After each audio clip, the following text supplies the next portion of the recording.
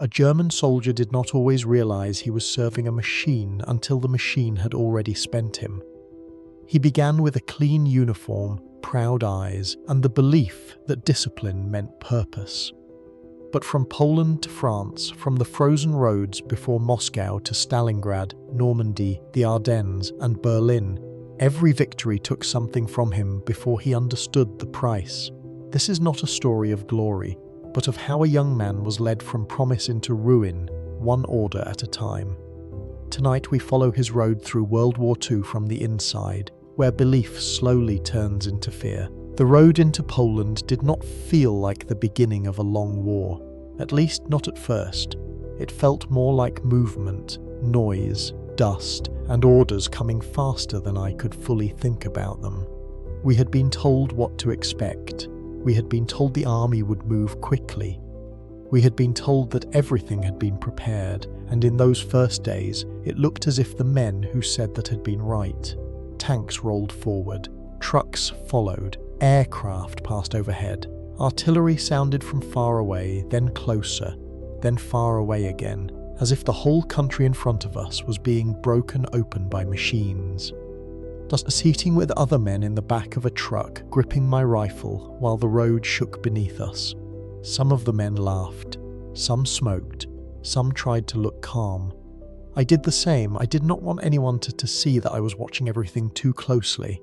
Fields passed by, villages appeared and disappeared. Roads filled with soldiers, horses, vehicles, and dust. It was hard to understand the whole campaign from where I was. I only saw the part directly in front of me, and that part kept moving. At first, the speed made us believe. That was the dangerous thing. When you move forward day after day, when the enemy seems confused, when your officers sound confident, it becomes easy to think the whole war will be like that. We were young enough to mistake motion for control. We saw tanks, planes, guns, and columns of men, and we thought this was what victory looked like. At that time, I thought an army that kept moving forward must understand where it was going, but later I learned that speed can hide confusion just as well as it can show strength. The first prisoners I saw did not look like the enemy from the posters. They looked tired, dirty, and smaller than I had expected. Some kept their eyes down. Some stared at us without speaking. A few looked angry, but most just looked exhausted. They were gathered together under guard, waiting to be moved somewhere else.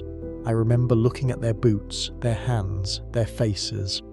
I had expected to feel triumph. Instead, I felt something quieter and less comfortable. These men had also been ordered to stand somewhere, hold a weapon, and believe what they had been told. Now they were standing in a line with no rifles.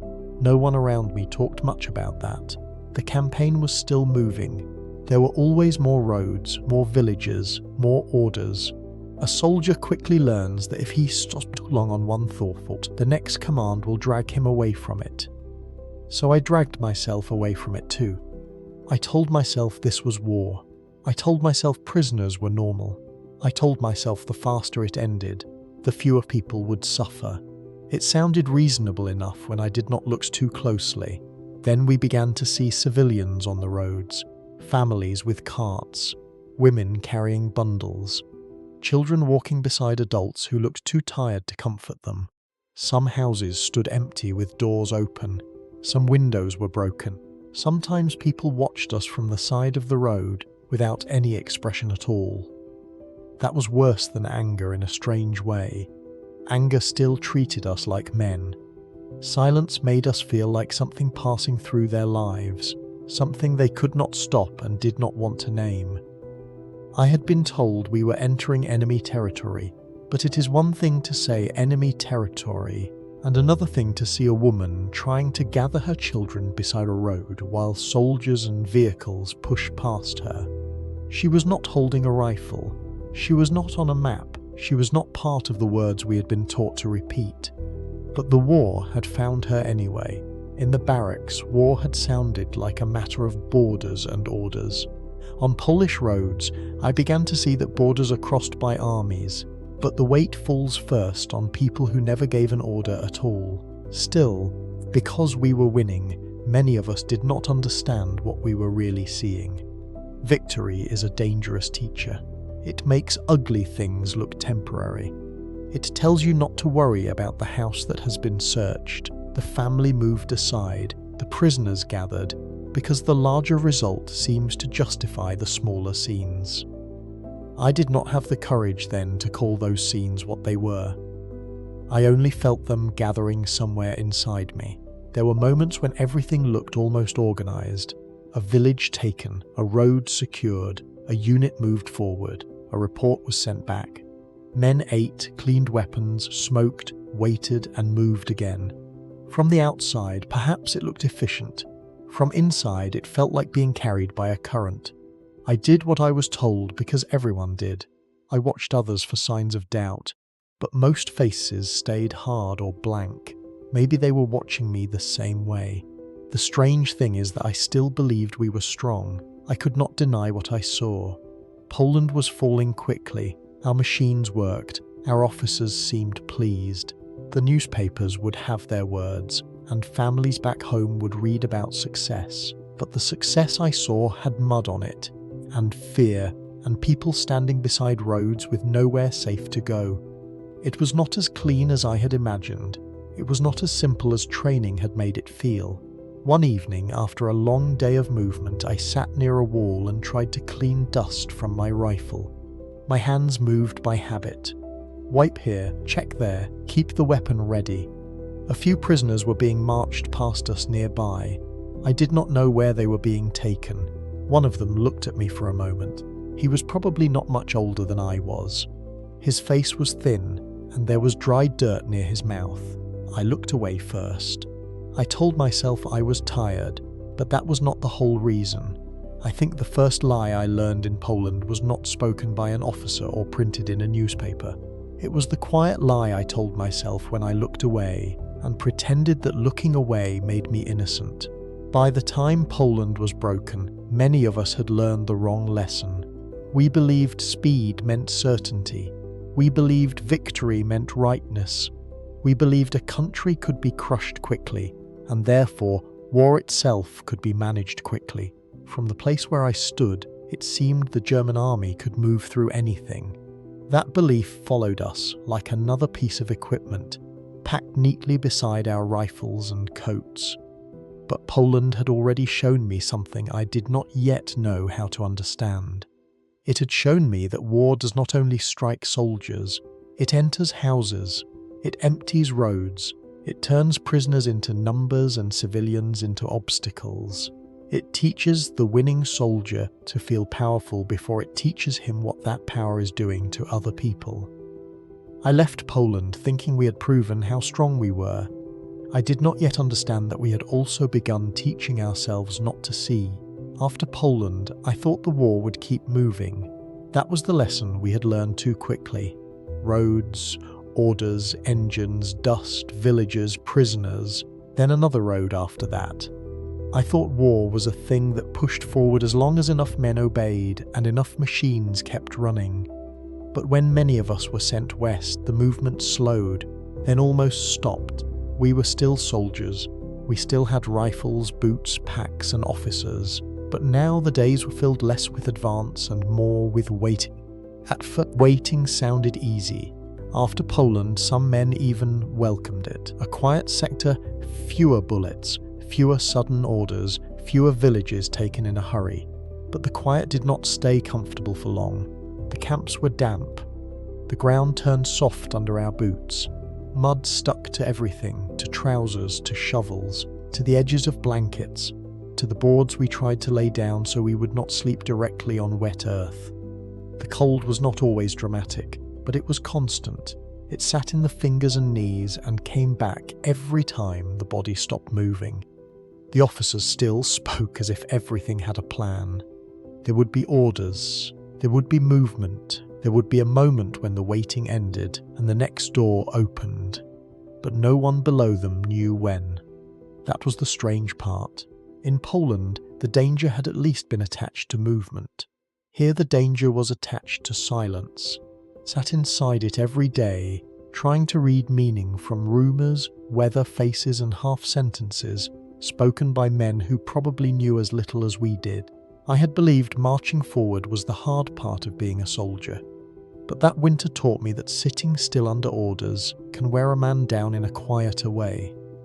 Rumours moved faster than we did. One day, someone said we would attack soon.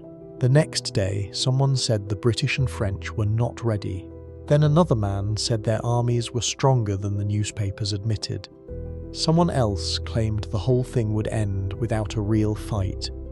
We listened, repeated, doubted, believed again, then forgot half of it by evening. A soldier without information will collect anything that does sound like information, even if it comes from a man warming his hands over a weak fire. I began to think more during that time, though not too much. Thinking in the army had limits. You could wonder when the order would come. You could wonder whether the food would improve. You could wonder if the cold would get worse. But if your thoughts went too far, if you began asking why the war had to open another door at all, you learned to pull yourself back. No one needed to punish every doubt. The camp itself taught you which thoughts were safe and which ones should be buried before they became visible on your face. There were long hours when nothing happened. That sounds peaceful to someone who has never waited for war. But nothing happening can become its own kind of pressure. You clean the rifle again. You check the same strap. You listen to boots outside the tent and wonder whether they are bringing orders. You look at the sky as if clouds might explain the future. You write home and choose your words carefully because you do not want to frighten your mother, and you also do not want to admit that you are frightened yourself. If I had written the truth home, I would have said that I was not brave or calm, only trapped in a waiting room where everyone pretended the door would open in our favour. The men changed in small ways. Some became louder, laughing too hard at jokes that were not funny. Some grew quiet, some polished equipment, as if perfect metal could protect them from what was coming. I did a little of everything. I laughed when others laughed. I cleaned what did not need cleaning. I listened when men talked about France, Britain, victory, leave, women, food, and home. But underneath all of it was the same question. When would we move, and what would be waiting when we did? The cold made the body honest. Speeches could still sound strong, but wet socks did not care about speeches. Mud did not care about flags. A tent that leaked in the night did not care how confident the newspapers sounded. We were still part of the great army people talked about, but in those days, we were also just men trying to keep warm, keep dry, and keep our minds from turning too sharply toward the future. I remember one evening when the camp had gone unusually quiet, not silent, because soldiers are never truly silent, but quieter than usual. I sat near the entrance of a tent and watched the mud darken as the light faded. Somewhere behind me, a man was coughing. Another was trying to repair a strap. No one said anything important. That was when I realized the war no longer felt like the bright movement I had imagined when I first put on the uniform. It felt like a corridor. We were sitting inside it, waiting for someone else to unlock the next room. I think that was the first time I understood that a soldier can be pushed forward even while he is standing still. By the time winter settled deeper, I had stopped expecting war to explain itself. Orders would come when they came. We would move when told. Until then, we would wait in mud, cold, rumour and discipline. Poland had made me believe war was speed. The Western Front taught me that war could also be delay, certainty, and a silence thick enough to sit on a man's chest at. We had not stopped being part of the machine. The machine had only paused, and we were learning that even its pauses belonged to it, not to us. By the time we moved west again, waiting had already done something to us. It had made us restless. After weeks of mud, cold, rumours, and orders that never seemed to come, many men wanted movement almost as badly as they feared it. I was one of them. I had begun to think that anything was better than sitting in damp ground, cleaning the same rifle, hearing the same guesses, and watching the horizon as it owed us an answer. So when the campaign began, part of me felt relief before I felt fear. The first days did not feel like the slow opening of a great disaster. They felt like a release. Engines started, columns moved, officers became sharp again, maps came out. Roads filled with vehicles, men, horses, fuel, dust, and shouted orders. The army that had been sitting still suddenly seemed alive in every direction.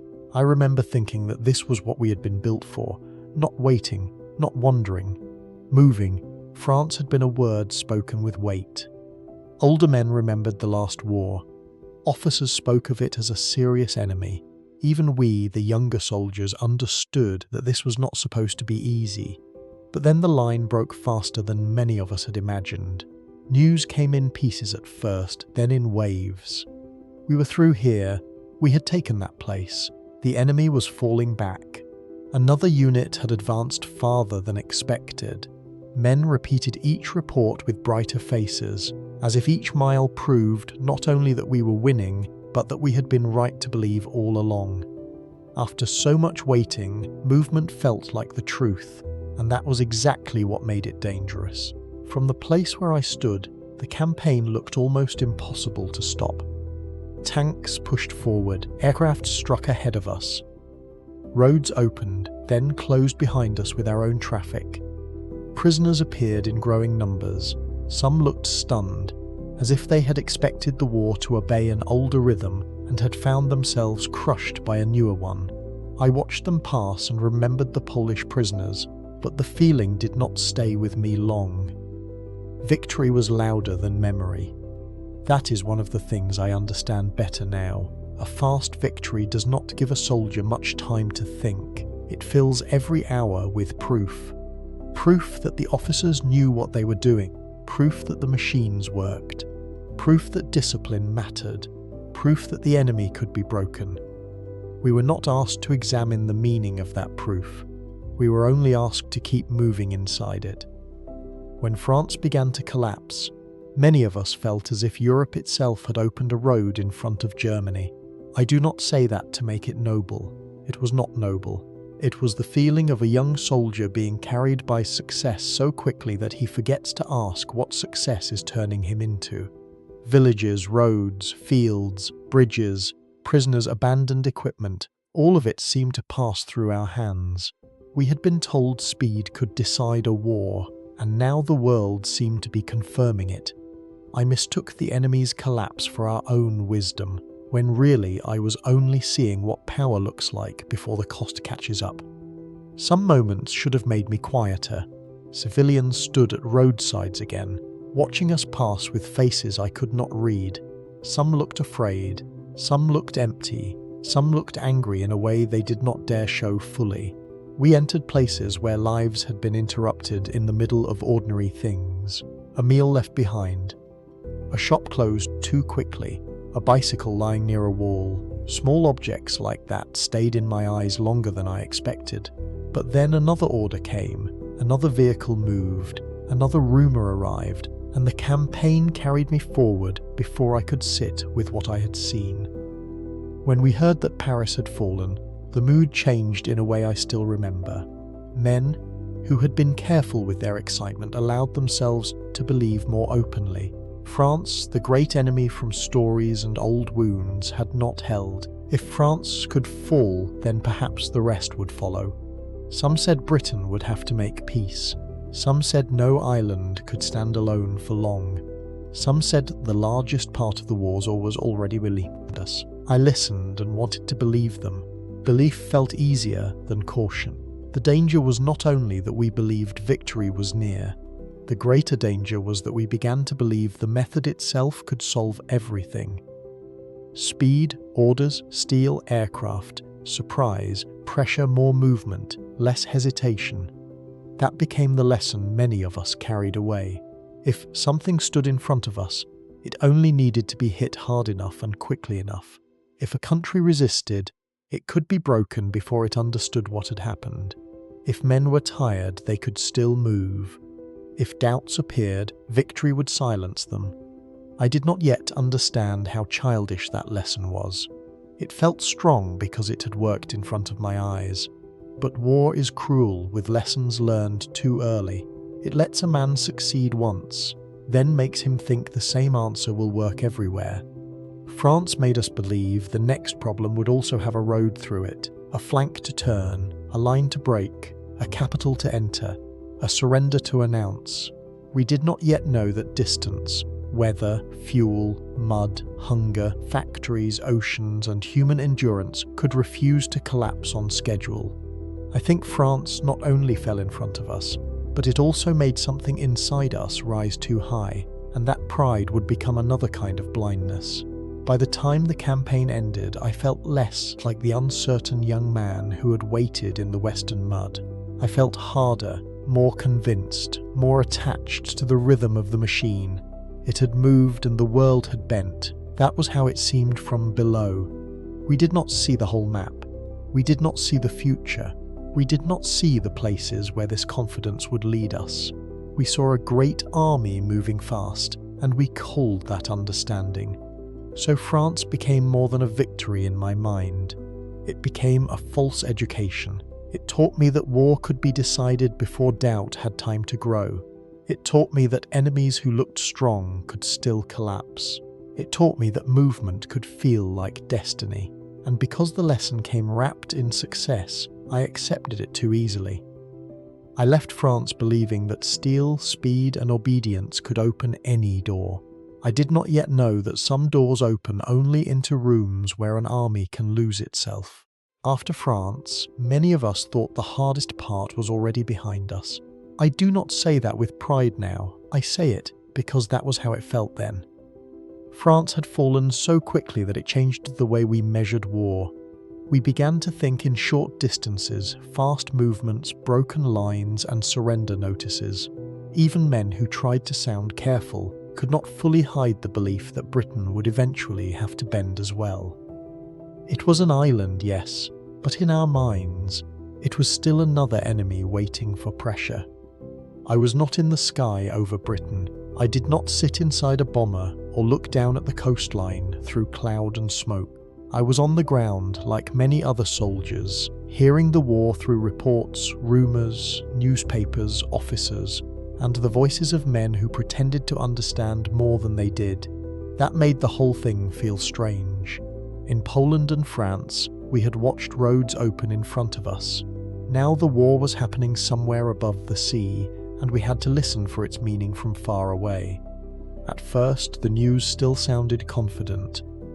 The Luftwaffe was striking, airfields were being attacked. British cities would feel pressure. Britain could not hold forever. Men repeated these sentences the same way they had repeated earlier victories. It was easy to believe because we wanted the pattern to continue. Poland had fallen, France had fallen. Why should Britain be different? That was the question many of us carried, though not always out loud. I had learned to trust victories I could see from the road, but now I was being asked to trust a victory I could only hear about from men who also had not seen it. As the weeks passed, the reports became harder to read. They did not sound like defeat, not exactly. No one said that directly, but they no longer had the clean edge of the old announcements. There were claims of damage, claims of success, claims that Britain was suffering, claims that the enemy was weakening. Yet Britain did not fall. The island did not go silent. The war did not close itself neatly the way many of us had imagined after France. In the barracks, men began to talk differently. Not openly afraid. Not openly doubtful, just differently. Someone would mention the British pilots. Someone else would say the English were stubborn. Another man would laugh and say they would come around soon. But the laugh was thinner than before. We all heard it. We all knew that something had not gone the way it was supposed to go. Still, no one wanted to be the first to say it plainly. That was when I began to understand that a war could go wrong without giving you one clear moment to point at. There was no single day when someone walked in and said the plan had failed. There was only a slow change in tone, fewer bright words, more careful phrasing, more waiting, more explanations. The confidence was still there, but now it had to work harder to stand upright. The strange part was that we had already beaten powerful armies on land. That fact remained true. It sat in our minds like proof. But Britain taught us that land victories did not answer every question. Tanks could not drive across the Channel by themselves. Infantry could not march through water. Artillery could not occupy an island from a newspaper headline. The sky mattered, the sea mattered, factories mattered, pilots mattered. Radar, fuel, distance, weather and ships all mattered in ways a young soldier on the ground had not been forced to understand before. For the first time, I felt the uncomfortable gap between winning battles and actually ending a war. I remember one evening when a group of us sat near the barracks, listening to someone read out news he had heard earlier. He spoke with confidence, but I watched his face as he read. Even he seemed to be searching for certainty inside the words. A few men nodded. One man spat into the dirt and said Britain would crack eventually. No one argued, but after that the conversation faded faster than usual. It was not fear exactly. It was the sound of men realizing that victory had become less simple. I did not feel sorry for Britain then. I was still inside the army, still inside the language of duty, enemy, order and success. But I felt something shift. The world no longer looked as if it would open road after road for us. There were places our boots could not reach. Some enemies did not collapse because a line had broken. There were limits to the machine, even if no one wanted to say that word. The officers still spoke of plans. The newspapers still shaped events into something bearable. But the certainty from France had been touched. Not destroyed, not yet, but touched. That is sometimes enough. A small crack in belief can remain hidden for a long time, but once it appears, a man begins to notice every sound that comes from it. I think the sky over Britain frightened me not because I saw it, but because I never saw it, and still I could feel our confidence failing somewhere above the clouds. By the time it became clear that Britain would not simply bow, something inside the army had changed. Even if we kept marching, cleaning rifles, answering orders, and pretending nothing had changed at all. We had learned that speed on land did not rule the sea. We had learned that aircraft could attack without conquering. We had learned that a country could burn and still refuse to disappear from the war. For me, Britain became the first enemy I understood through absence. No conquered capital in front of me. No column of prisoners proving the end. No road lined with abandoned equipment. Only reports waiting, and the growing feeling that the war had become wider than our early victories had taught us to imagine. France had made us think steel and speed could open any door. Britain showed us that some doors were not on land at all. By the time we were sent toward the Balkans and Greece, many of us had already learned to divide the war in our heads. There were the great places people talked about: Poland, France, Britain, and then there were the places that sounded like interruptions. The Balkans sounded like one of those interruptions. Greece sounded distant, warm, almost separate from the main road of the war. That was how some men spoke of it at first, as if a campaign could be smaller just because it stood away from the centre of the map. But a soldier does not march on a map. He marches on roads, stones, mud, slopes, and bad ground that do not care what officers call the campaign. The first thing I remember was not a strategy. It was the road. Narrow, rough, uneven, sometimes climbing in ways that made every vehicle sound sick. Trucks strained, men cursed under their breath. Horses pulled what machines could not handle. The mountains did not look like a side issue when they were standing in front of us. After France, many of us still carried the idea that speed could solve almost anything. But speed had a harder time in those places. Roads bent around hills, convoys slowed, engines overheated or broke down, wheels sank where the ground turned soft. One blocked vehicle could trap a line behind it. Orders still came in the same sharp voice, but the land answered in its own slower language. I began to understand that a campaign only sounds small to the men far behind it, because the man climbing the road still has to pay for every mile with his legs.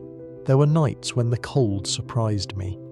Before going there, I had imagined the south as warmer, easier, less cruel than the waiting camps in the west. But mountains have their own weather. At night, the air could turn sharp. Men wrapped themselves tighter and tried to sleep wherever they were told to stop. A blanket, a coat, a piece of ground that was not too wet, those became important things. The great words of war did not help much when your feet were blistered and the dark felt too long. The fighting also did not feel small. That is another thing I remember clearly. It is easy for people far away to call something a secondary campaign. The dead do not become secondary because the front has a smaller name. A man hit on a mountain road falls just as heavily as a man hit outside a famous city. A truck burning in a narrow pass smells like loss no matter where the map says you are. We saw bodies there too. German bodies, enemy bodies, civilians frightened by another army passing through their land. Sometimes the danger came suddenly, a shot from a hillside, a road that no longer felt safe, a bend that made every man look upward before the truck reached it. I did not always see who fired, that made it worse. In open country, at least the enemy might appear in front of you. In rough ground, the land itself seemed to hide him. Every ridge looked quiet until it was not. Every village seemed empty until someone moved behind a wall. There were moments when I felt the old machine of our army still working. Units advanced, bridges were taken, enemy positions collapsed or withdrew. We were still powerful, I knew that, but the power did not feel clean or effortless. It dragged itself through broken roads, tired drivers, hungry men, damaged vehicles, and units that arrived later than planned. Victory came, but it came with sweat under the uniform and men missing from the roll call. Back in training, victory had sounded like a word. In the Balkans, it started to look more like an account book, with fuel, time, sleep, blood, and bodies written on every page. I remember one convoy held up for hours on a mountain road. No one explained much to us. We waited at vehicles, sitting on packs, smoking, checking rifles, staring at the line ahead. The road twisted out of sight. Somewhere up there, something had gone wrong. A vehicle broken down, a bridge problem, an ambush, a delay no one cared to name. Men joked at first. Then they stopped. Waiting in a narrow road makes a soldier feel trapped because there is nowhere useful to go, and doing nothing still feels dangerous. That was when I began to see how much war depended on things that sounded boring until they failed. Fuel, roads, tires, horses, spare parts, maps that were not wrong, drivers who did not fall asleep. Food arrived before men became too weak to carry it. None of those things looked heroic. No one made posters about them. But without them, bravery became a tired man standing beside a useless truck. The officers still spoke about objectives. We still received orders. We still moved when told. But each move seemed to take something from us. A man with bad feet walked more slowly. A driver who had not slept made mistakes. A unit delayed by terrain arrived angry and exhausted. A soldier who had seen too many bodies beside too many roads stopped reacting the way he once did. Nothing had to break all at once. War could scrape men down in small amounts and still leave them standing. I did not yet understand where all this would lead. I only knew that the easy lesson from France was becoming harder to carry. We could still win, yes. We could still push through. We could still make the reports sound successful. But now I understood more clearly that every success consumed something. Fuel did not return because a town was taken. A dead man did not come back because the map line moved forward. A tired body did not become fresh because the officer said the operation had gone well. I think those campaigns taught me that war does not need to be famous to ruin the men inside it. By the time we moved on, the Balkans and Greece no longer felt like interruptions to me. They felt like a warning I had not fully understood. A campaign could be called secondary and still leave boots split, nerves worn thin, vehicles lost, graves dug, and names absent from the next formation. The war was not only made up of great turning points, It was also made of hard roads, cold nights, sudden shots, and the slow spending of men in places the world would later summarize in a few lines. I left those roads with another piece of certainty gone, and with the feeling that every victory was becoming heavier to carry. When the order came for the East, it did not sound like a warning. It sounded like another great movement, another campaign that had already been understood by men above us. We were told it would be massive, fast, decisive. The Soviet Union, they said, would not hold. It would break under the weight of our army, the way others had broken before it. After Poland, after France, after all the roads we had already crossed, many of us wanted to believe that. I wanted to believe it too, because belief made the future easier to carry.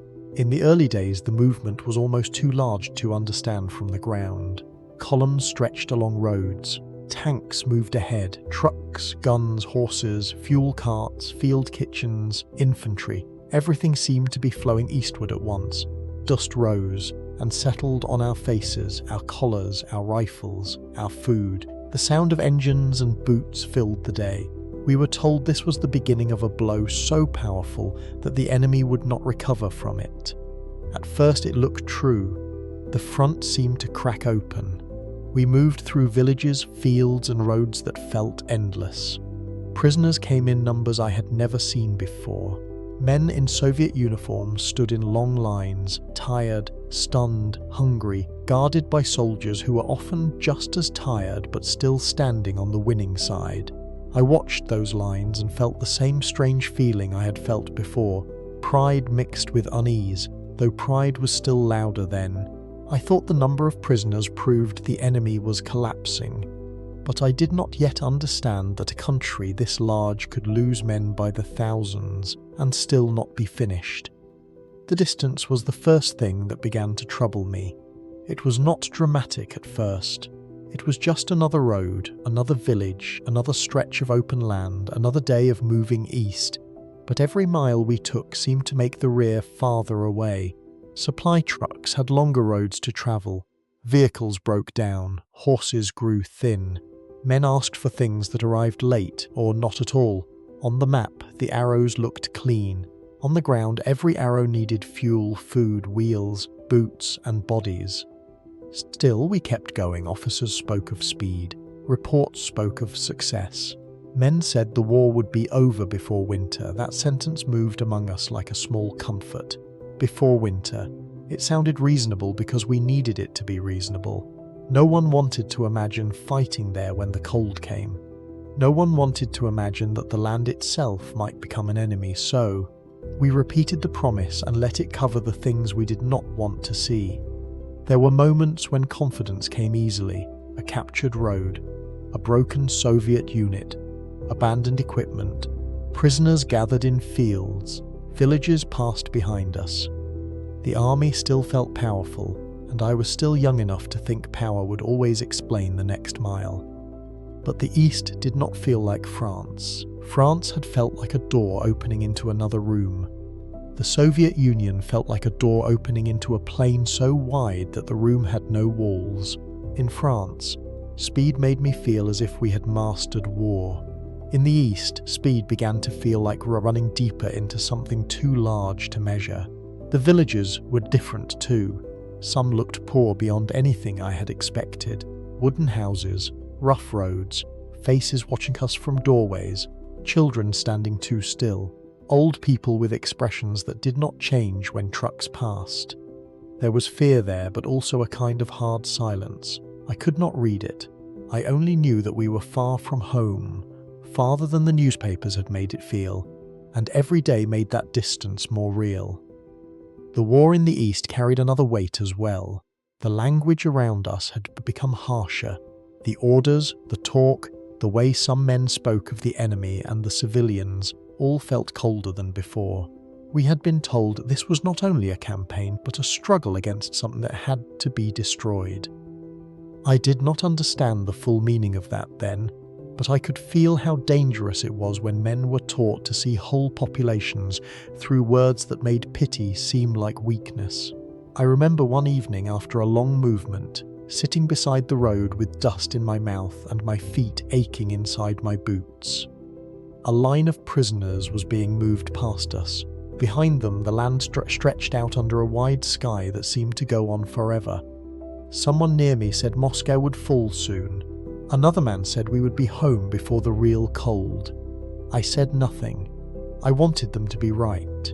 But for the first time, the size of the land made those words sound smaller than they should have. I think the first fear of the East did not come from a battle, but from looking ahead and realizing that every place we reached only revealed more distance behind it. By then, I was beginning to understand something I did not want to understand. We were not only fighting an army, we were fighting roads, weather, space, supply lines, mud that had not yet come, cold that had not yet arrived, and a state that could retreat without disappearing. The early victories were real, but they did not close the war. They only pulled us farther into it. So when I think back on the first days of Barbarossa, I remember the confidence, the dust, the prisoners, the endless roads, and the belief that winter would not find us there. We thought we were entering the final campaign. We thought the door to the east had opened because we were strong enough to pass through it. We did not yet know that some doors are easy to enter because they are not meant to let you leave. The farther we went east, the more victory began to change its shape. At first, every village taken sounded like progress. Every road secured, every group of prisoners gathered, every enemy position broken. All of it seemed to prove that the campaign was still moving in the right direction. That was what we were told, and for a while, that was what I wanted to believe. A soldier wants the suffering around him to mean something. He wants the next mile to be worth the last one. But the East had a way of making every mile heavier. The roads behind us grew longer. The supplies took more time to arrive. Fuel became something men talked about with the same seriousness as ammunition.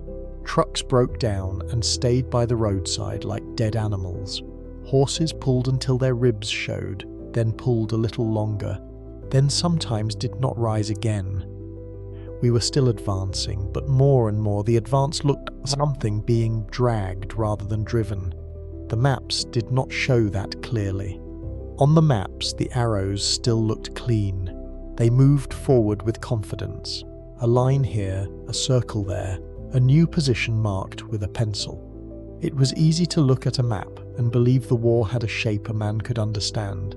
But on the ground, the map left out the broken axle, the empty fuel can, the dead horse, the soldier limping because his boots had ruined his feet, and the food that was supposed to arrive before dark but did not.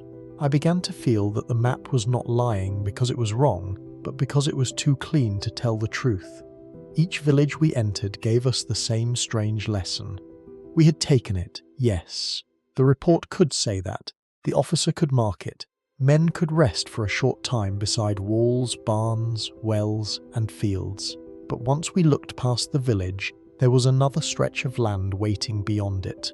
Another road, another line of trees, another place with no clear end. Nothing stayed finished. Every gain opened into more distance. That was when the early confidence started to wear thin. No one said it openly at first. We still repeated the same phrases. Victory was near. The enemy was weakening. The campaign was progressing. Moscow would fall. The war would end before the cold Ristri came. But our bodies were becoming less willing to believe what our mouths repeated. Tired feet have their own opinion. Empty stomachs do too. So do men who have watched too many vehicles stop and too many horses fall. I remember one day when we had been told that an important point had been taken. The news passed through the unit quickly, and for a moment men looked lighter. Then we heard that the road ahead was worse than expected, that supplies were delayed, that another movement might be needed soon, that the enemy had not disappeared but pulled back. The good news remained true, but it did not give us rest. It only became another step before the next demand. In those days, winning no longer felt like reaching a door. It felt like opening one door and finding a colder, emptier road behind it. The land itself began to feel larger than the army. That is hard to explain unless you have been inside a column that keeps moving while everything behind it stretches thinner. The front wanted food, fuel, ammunition, replacements, spare parts, medicine, boots, and sleep. The rear tried to send them. The roads punished both. Mud, dust, distance, damage, confusion, and weather all took their share before anything reached us. We had been trained to think of the enemy in front of us, but now the space between us and home had become another enemy. There were still moments of strength. We were not helpless. German units could still fight hard, move fast, and break through positions. I saw that too. But the old feeling from France was gone. In France, speed had made us feel sharper than the world around us. In the East, speed began to feel like a bargain we could not keep paying. Every advance spent something that did not return quickly enough. The worst part was there was no single disaster yet. No one could point to one moment and say, "There, that is where everything failed." That would come later in other forms. But for now, the fear was slower. It came from seeing that the machine still moved while the men inside it were being worn down. It came from hearing confident words over bodies that looked less confident each week. It came from realizing that an army could continue forward even while losing the strength that made forward movement possible. I think the East frightened me most because it did not stop us at once. It let us keep going long enough to mistake exhaustion for progress. By then, I understood that victory in a single place did not mean control over the war. A village could be taken and still not matter enough. A road could be crossed and still not bring us closer to the end. A prisoner column could be counted and still not break the country behind it. We were winning days, sometimes many of them, but the months were beginning to feel different. The months belonged to distance, supply, weather, and a Soviet system that bent without disappearing. So I kept marching, kept cleaning my rifle, kept listening to orders, and kept trying to believe the end was near. But each time we moved deeper into the east, the promise became harder to hold. The war was still advancing on paper. Our bodies knew another truth. We were going forward, but something in us and around us was already being used up. The villages in the east did not look like places from speeches. They were not ideas, not slogans, not red marks on a map. They were wooden houses, muddy paths, wells, barns, fences, frightened animals, old people at doorways, women holding children close, and faces that watched us without knowing what would happen next. By then, I had already seen war-touched civilians in Poland and France, but in the Soviet Union, something felt harsher. The air around the war had changed. The words used by officers, newspapers, and men in the ranks had grown colder, as if pity itself had become suspicious. At first, I did not understand the full meaning of that change. I only felt it in small moments. A village searched more roughly than before. A house entered without hesitation. A man was pulled aside because someone thought he looked suspicious. Food was taken because the unit needed it. Civilians were ordered into the road while soldiers checked barns, cellars, sheds, and lofts. Each act was explained as security, necessity, discipline, or war. Those words made everything easier to carry, at least for the men doing it. But the people in front of us did not look like threats most of the time. They looked poor, tired, and trapped. Some stared at the ground. Some looked at us with hate that did not need words. Some children cried until their mothers covered their mouths, not to comfort them, but to make them quiet. That detail stayed with me. A child learning not to cry because soldiers are nearby tells you more about an occupation than any report can. I began to understand that when an army calls every harsh thing necessary, necessity becomes a place where conscience goes to hide. There were prisoners too, more than I could properly take in. Soviet soldiers captured in huge numbers, gathered in fields, moved along roads, guarded by men who spoke of them as if they were already less than human. I saw hunger in their faces. I saw men too weak to stand straight. I saw guards become impatient with bodies that could not move fast enough. At the time, I did not have the words for what I was witnessing. Or maybe I did not want the words, because words would have made it harder to look away. The system around us taught distance. It taught us not to ask too much about where prisoners were going, not to ask what happened after a village was searched, and not to ask why some orders were spoken in a tone that made people sound like objects.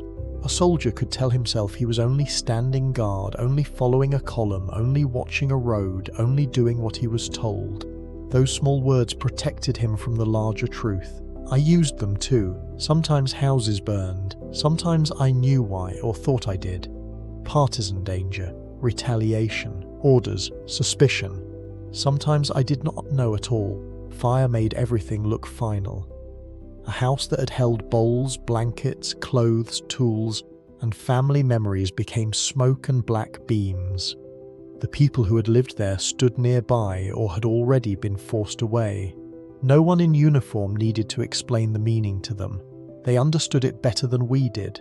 Back home, people spoke of the East as a struggle of armies and nations. But in those villages, the war often looked like armed men teaching helpless people how little their lives counted. I do not want to pretend I was innocent because I felt disturbed. Feeling disturbed is not the same as resisting. I was inside the machine. I wore its uniform. I moved with it. I benefited from its power when it protected me and obeyed its orders when it demanded things from others. That is a hard thing to admit, but it is the only honest way to tell it. A man can feel uneasy and still keep walking in the same column. The cruelty did not always arrive with shouting. Sometimes it came calmly with paperwork, lists, orders, guards, searches, and men doing their assigned tasks. That calmness made it worse in a way. It made the abnormal feel organized. A barn was checked. A family moved. A prisoner line counted. A house is empty. A report was sent. When violence is broken into tasks, a man can finish one task and tell himself he has not seen the whole thing. I remember one old man in a village whose house had been searched. He stood near a fence with his cap in his hands. He did not plead. He did not curse. He only watched as soldiers came in and out of his home. I looked at him once, then looked away. His silence felt heavier than anger. It made me feel seen. Not as a brave soldier, but as a young man helping something large and cruel pass through his life. There were men among us who believed completely. Some men enjoyed power too much. Some men were afraid to question anything. There were also men like me, who sensed something was wrong but kept making it smaller in our own minds so we could continue. That may be the most frightening part to remember. Evil did not always need every man to be fanatical. Sometimes it only needed enough men to obey, enough men to stay silent, and enough men to call their silence survival. I think the East showed me that a man can stand very close to a crime and still spend years telling himself he was only standing nearby. By then, the war had become darker than the one I thought I had joined. It was no longer only about positions, roads, and armies. It had entered kitchens, barns, fields, and the faces of people who had never worn a uniform. The language we were given could not name that honestly, because honest names would have broken too much. So the machine kept moving, and we moved with it, but some villages stayed inside me long after we left them behind, because they were the places where I first understood that the war was not only destroying enemies, it was teaching us how to stop seeing people. Before Moscow, winter did not feel like one enemy arriving at once. It came in small signs first. The mornings grew sharper. Breath hung in front of our faces. Mud that had swallowed our boots began to harden at the edges. Men joked about the cold, because joking was easier than admitting that none of us were ready for what was coming. We had been told the campaign would not last this long. We had repeated that promise so often that some of us almost believed the weather would obey it too. The mud came before the real freezing. Roads broke down under vehicles, horses, guns, supply carts, and thousands of boots. Trucks sank and spun their wheels until the engines sounded sick. Men pushed from behind with hands already numb, while officers shouted as if a louder order could make the ground firmer. A short distance could take hours. A delayed supply truck could mean a smaller meal, fewer rounds, or one more night without proper cover. On paper, the army still looked powerful. On those roads, power looked like tired men slipping in mud beside machines that no longer wanted to move. Then the cold settled harder. It found the feet first. At least that was how I remember it. Toes became painful, then numb, then strangely distant. Pain still felt human. Numbness felt more frightening, because it made part of the body seem as if it had already begun to leave. We wrapped rags where we could. We stamped our feet. We rubbed our hands together. We cursed the weather, the roads, the supply officers, and sometimes nothing at all. None of it changed the cold. I had once thought a uniform made a man ready for war, but before Moscow, I learned that cloth can carry rank, pride, and orders and still fail to keep a soldier's feet alive. The weapons suffered with us. Rifle bolts stiffened. Metal burned the skin with cold, oil thickened. Machine parts that had worked smoothly in training became stubborn and slow. Vehicles refused to start. Men bent over engines, breathing into their hands, rubbing parts, trying again, cursing again. The Red Army was still in front of us, but now the enemy also seemed to be in the fuel, the locks, the frozen metal, the road, and the body itself. Small wounds became serious. A blister from a boot, a split finger, a raw patch of skin on the heel. In warmer weather, a man might ignore those things. In that cold, they could grow into real danger. A little blood dried and cracked. Wet socks turned cruel. A man who limped tried to hide it because falling behind felt like another kind of death. Sleep did not repair us properly anymore because the cold followed us into whatever shelter we found. At night, the men became quieter. Some still talked, but the words were shorter. A man would ask whether supplies were coming. Another would say they had to be. Someone would say Moscow was close. Someone else would not answer. We wanted to believe the machine still knew what it was doing, but the machine felt far away. The cold was right there, in the fingers, in the feet, in the jaw that would not stop tightening. If this had been ordinary life, a man with frozen hands and failing boots would have gone inside. In our war, he was told the objective was still ahead. That was when belief began to shrink. It did not disappear in one dramatic moment. It grew smaller each time a truck failed, each time food arrived late, each time a weapon needed more coaxing than a weapon should need, each time a man looked at his fingers as if they belonged to someone else. Victory was still spoken about, but the body had begun to argue with the word. The body did not care about maps. It wanted heat, food, dry clothes, and rest. I remember one morning beside a road where snow moved low across the fields. The sky looked pale and empty. Men stood around vehicles that would not start. Their faces seemed older than they had been only weeks before. One soldier said Moscow could not be far. Another said distance did not matter if you could not feel your feet. No one laughed. It was one of those small sentences that sounded plain to be dramatic. For that reason, it stayed with me. The deeper cold changed how we saw ourselves. We were still armed men. We still wore the uniform. We still had officers, units, orders, and reports. But under all of that, we were bodies trying not to fail. Fingers, toes, stomachs, lungs, skin, sleep, all the simple things that speeches ignore, became the center of the war. A hungry man thinks differently. A freezing man obeys differently. A man whose weapon will not work begins to feel abandoned by more than metal.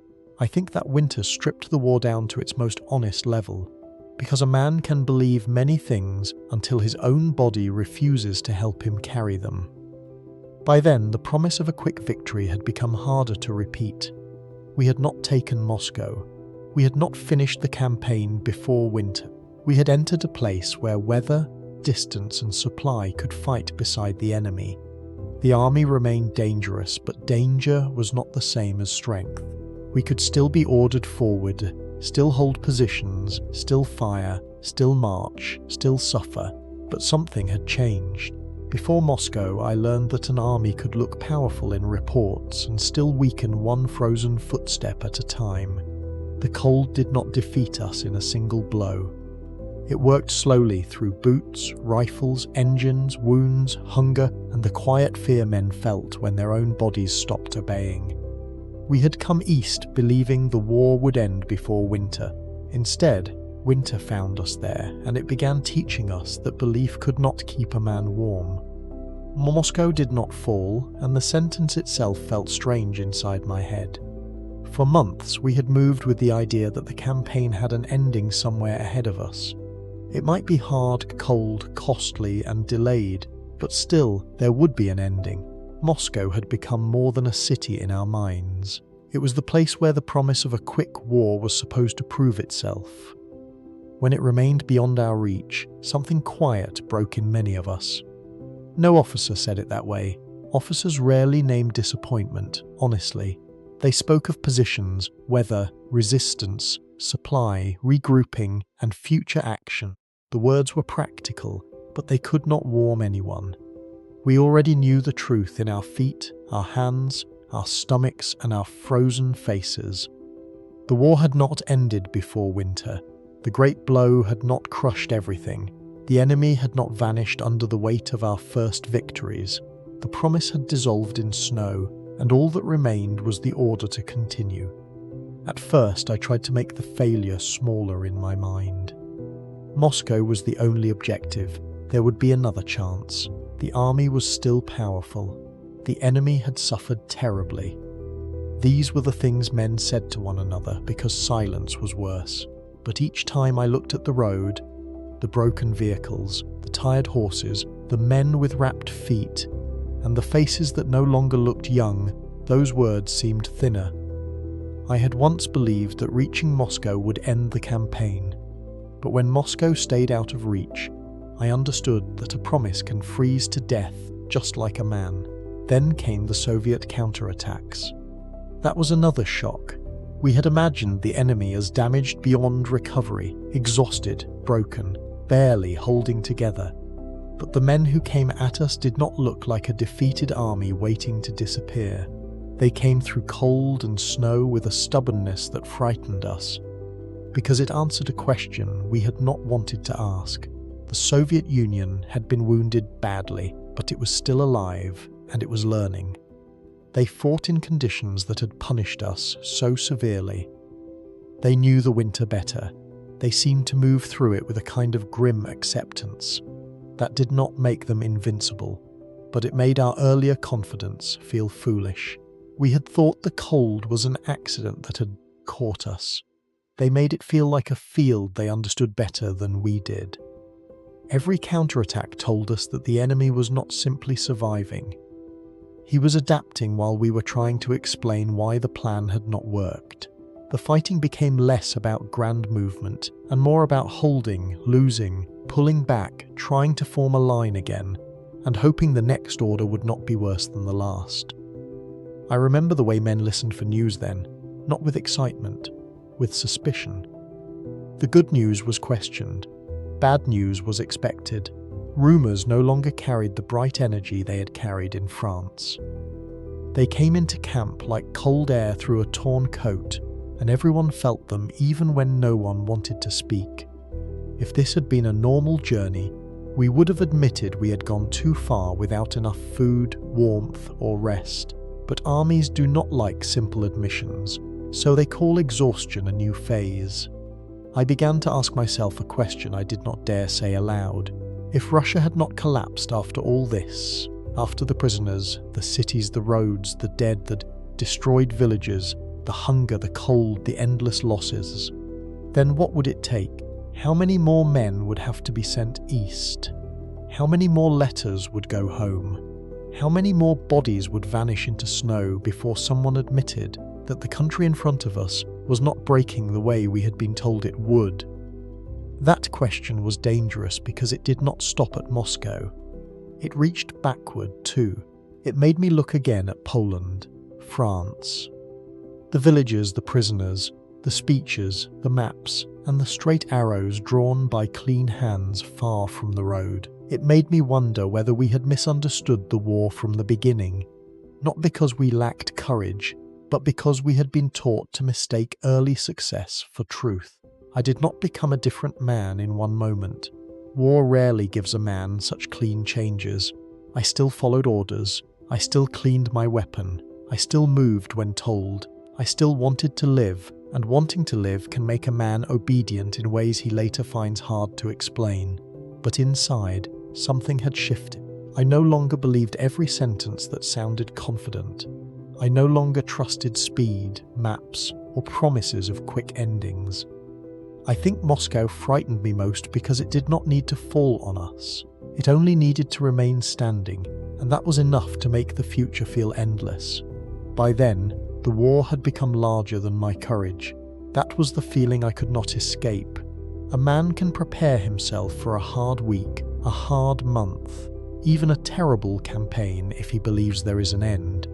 But what happens when the end moves farther away every time you reach for it? What happens when the enemy loses more than you thought any army could lose, and still answers with another attack?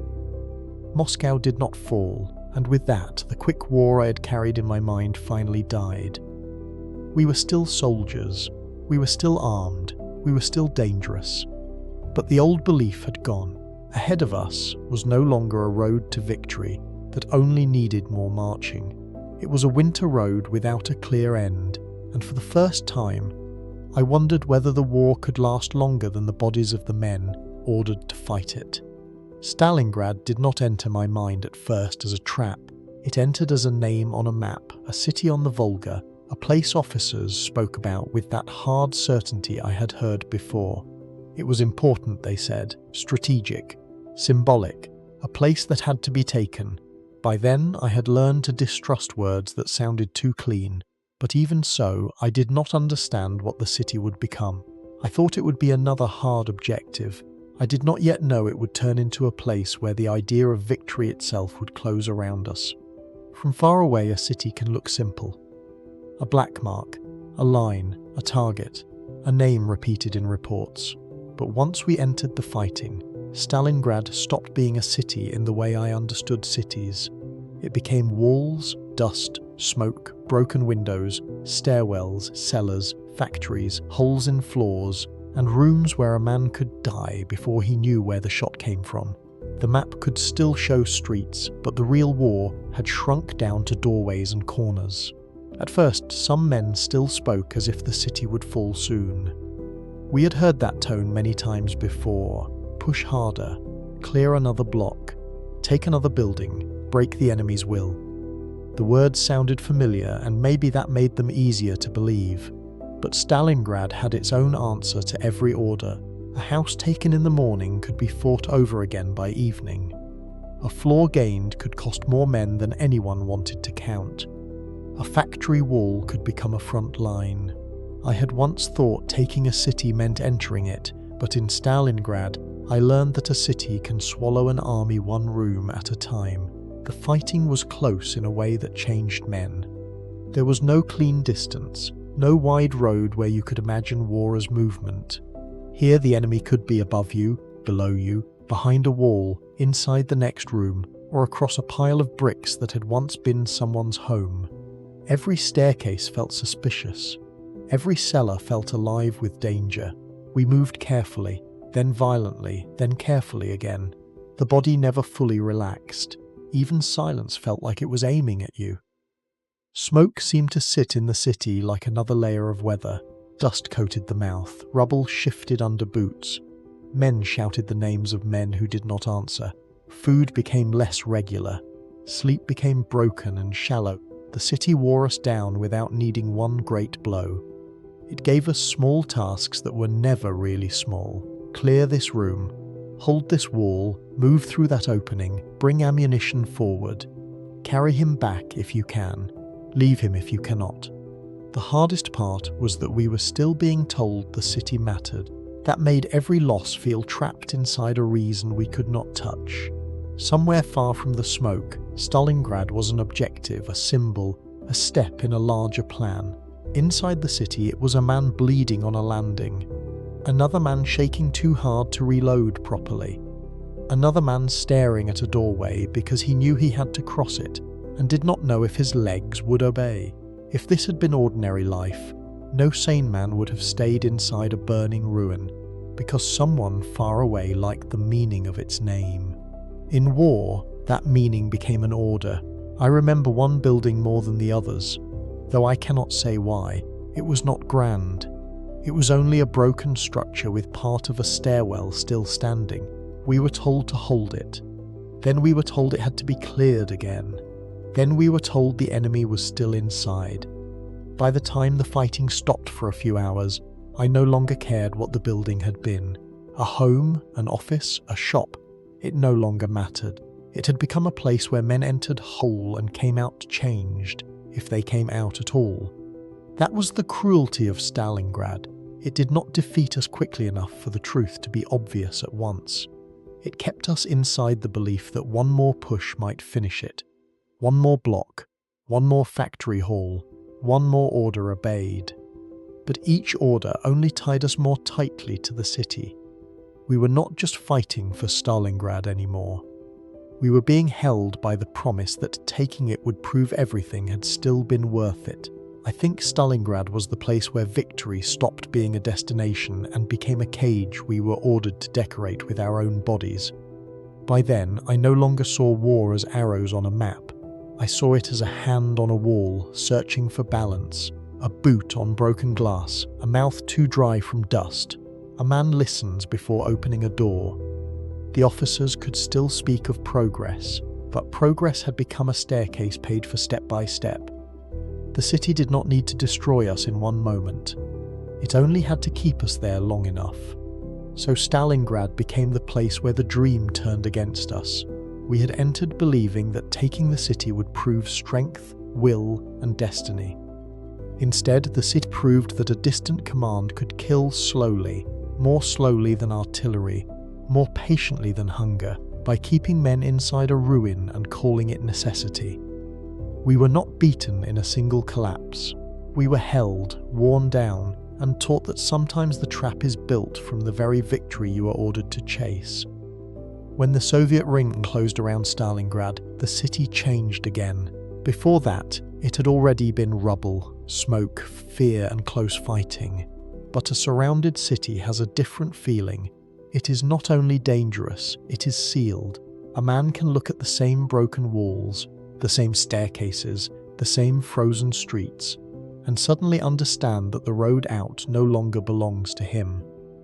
We were still told to hold. We were still told supplies would come.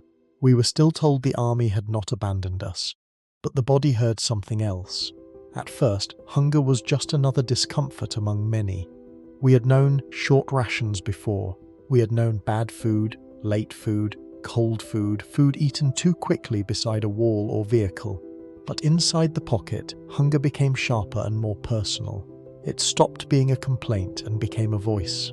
It spoke in the stomach, in the hands, in the way men looked at each other's bread, in the way a small piece of food could make a room go silent. The Luftwaffe was supposed to bring what we needed. That was what we were told. Aircraft would fly in supplies. The army would be sustained. We only had to hold our positions and wait. But waiting became harder when every day proved that aircraft could not feed an entire trapped army. Some supplies came, yes, but not enough, never enough.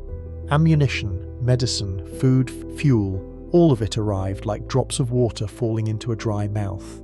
I had once thought orders could hold men together, but in the pocket I learned that hunger gives its own orders, and every soldier hears them clearly. The cold did not leave us either. It worked with hunger. A hungry body cannot warm itself properly. A tired body cannot fight a cold for long. We wrapped ourselves in whatever we had, but the cloth seemed thinner each day. Men moved more slowly, faces narrowed, cheeks sank, eyes looked too large. The city had already taken sleep from us, and now it was taking flesh too. A man could still carry a rifle and look like a soldier from a distance, but up close he was being emptied. Medicine became another kind of hope that disappeared. Small wounds mattered again. Frostbite mattered. Infection mattered. A man with a fever did not just need courage, he needed things that were no longer there. Bandages, proper care, warmth, transport, time. Those simple things had become luxuries. The wounded waited with the living, and the living began to understand that becoming wounded might be worse than dying quickly. Inside the ruins, conversations changed. Men no longer spoke much about victory. Some still repeated what officers said, but the words had less weight. Victory was too large a thought for a starving man. We thought about food. We thought about a place out of the wind. We thought about whether the next shell would land closer. We thought about whether the aircraft sound overhead meant help or more disappointment.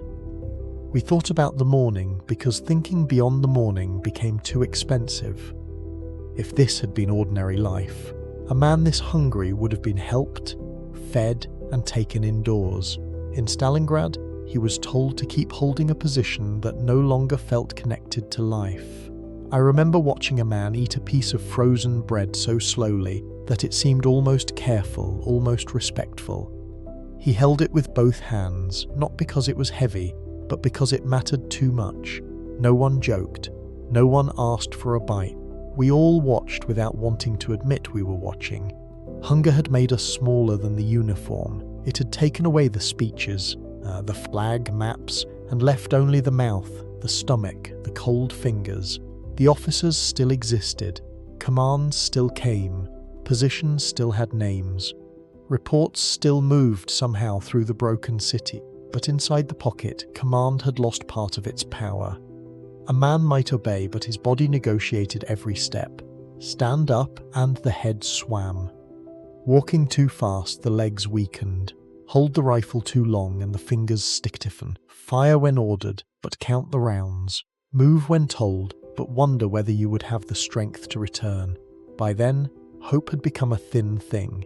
Not gone completely, because men rarely surrender hope all at once. We hoped for supplies. We hoped for relief.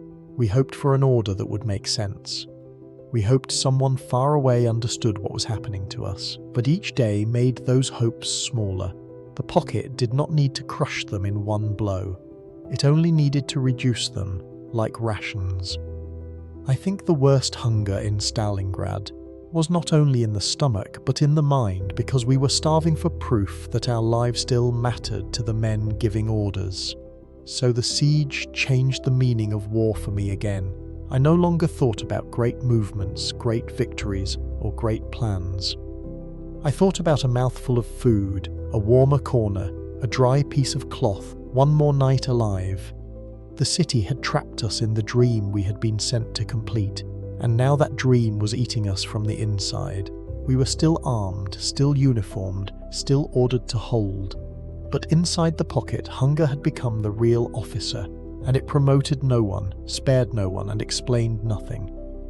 After Stalingrad, the news did not arrive like ordinary news. It moved through the army like a crack moving through ice. At first, men did not want to touch it directly. They spoke in smaller pieces. The 6th Army, the pocket, surrender, prisoners, the cold, the last messages. No one had the whole truth, or maybe no one wanted to hold the whole truth at once. It was easier to hear one piece, then another, and pretend they did not belong to the same disaster. The newspapers and official voices tried to give it a shape we could bear. They spoke of sacrifice, heroism, duty, and a struggle that would be remembered with honor. Those words were not new. We had heard them before, but this time they sounded different, too polished, too careful, too far away from the men who had been hungry, frozen, surrounded, wounded, and finally left with no real road out. A dead army was being dressed in beautiful language, and many of us could feel that the cloth did not fit. I had once believed that great sacrifice meant the army understood the value of the men it spent. But studies showed me that sacrifice could also be the word used after no one had come to save them. Among the soldiers, the meaning was simpler and colder. If an army as large as that could be trapped, promised help, ordered to hold, and then lost, what did that make the rest of us?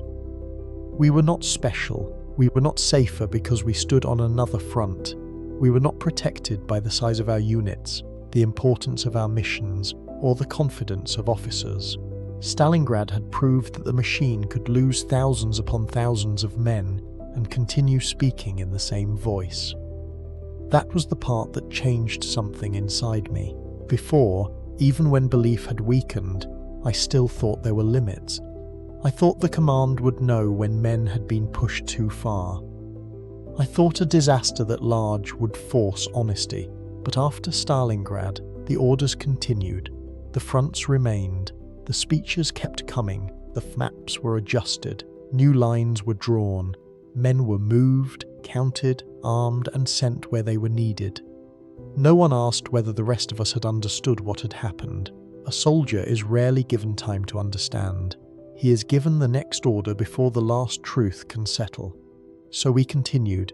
We cleaned weapons, we repaired boots, we loaded trucks, we watched the officers' faces, we listened for rumours, we wrote home with careful words, we did what men do when they cannot stop the machine around them and still want to survive another day.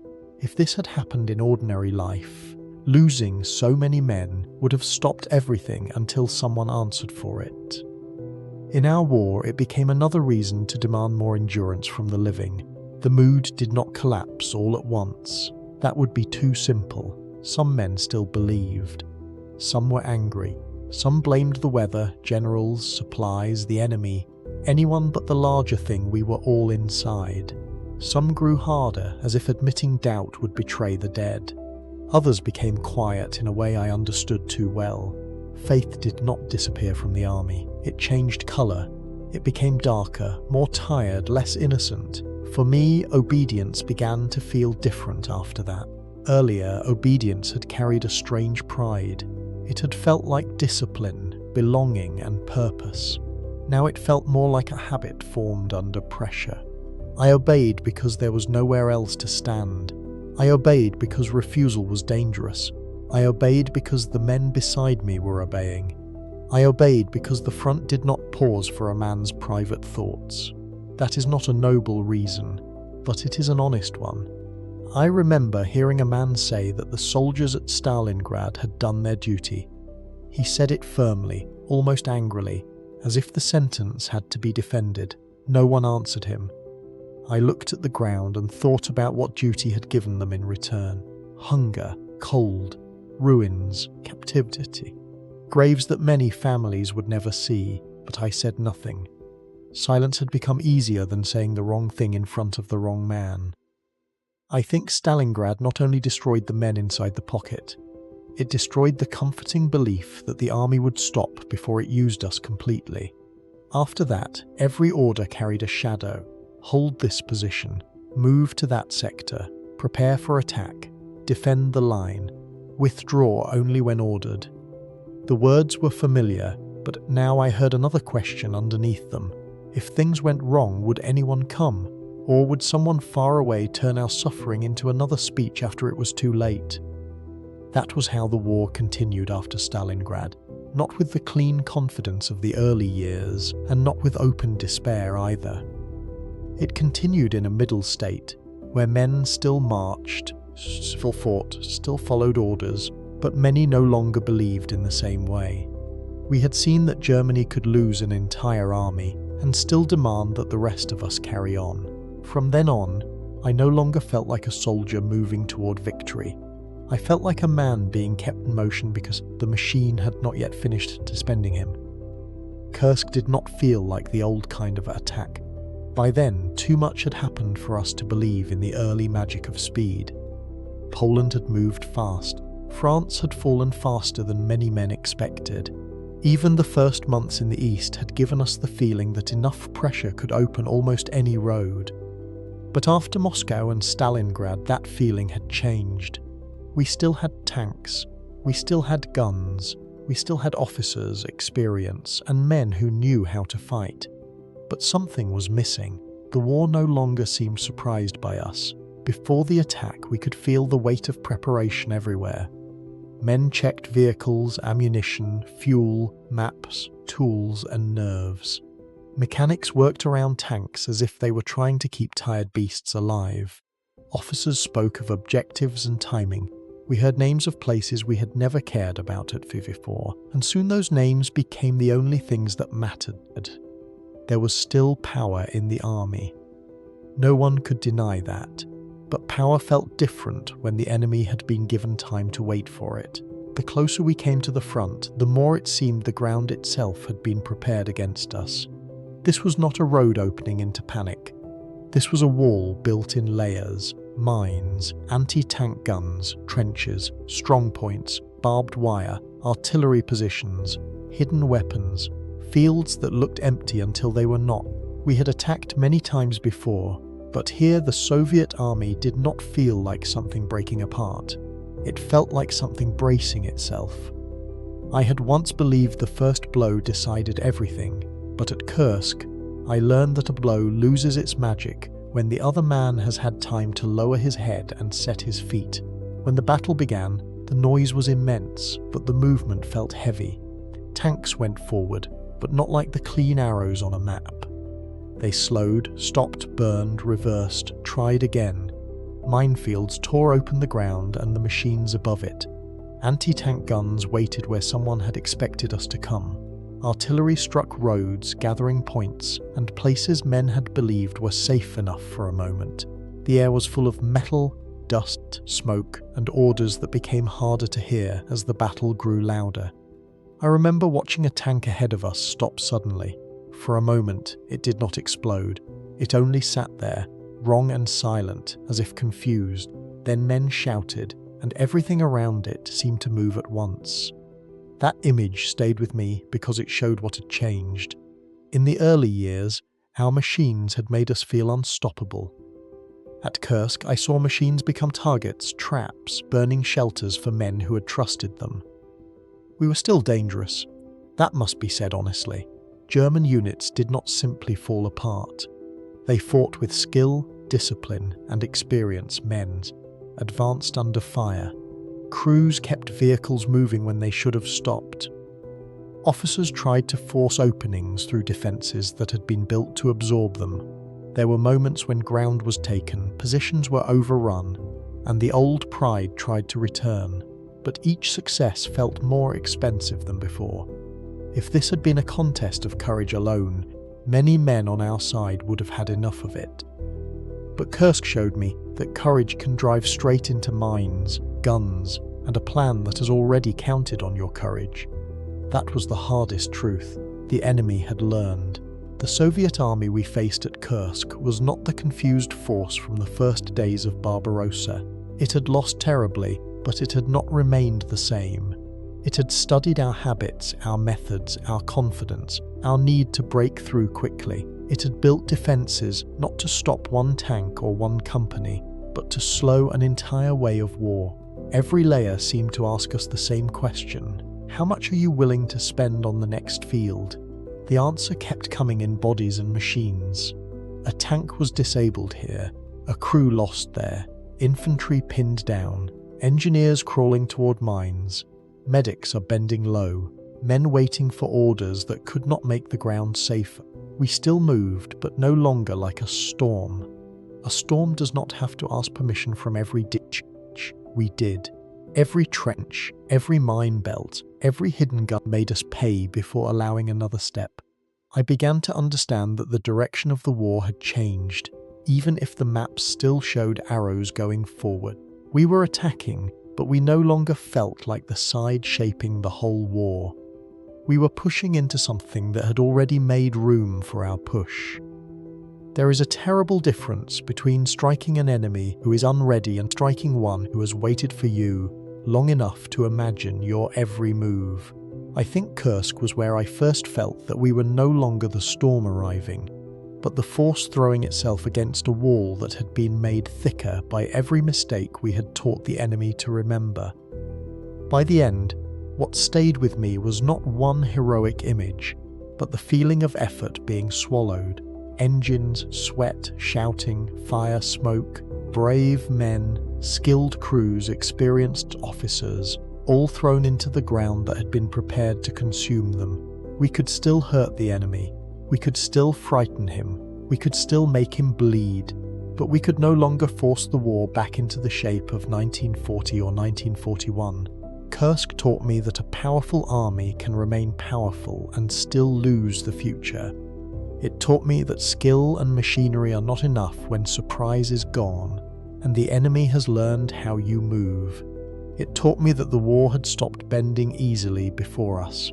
From then on, every attack felt less like opening a road, and more like testing whether our remaining strength could break a wall that was growing faster than we were. After Kursk, the war in the East no longer felt like something we were driving forward. It felt like something we were trying to hold back with tired hands. The officers still used firm words. They spoke of defensive lines, planned withdrawals, regrouping, shortening the front, restoring strength, and holding key positions.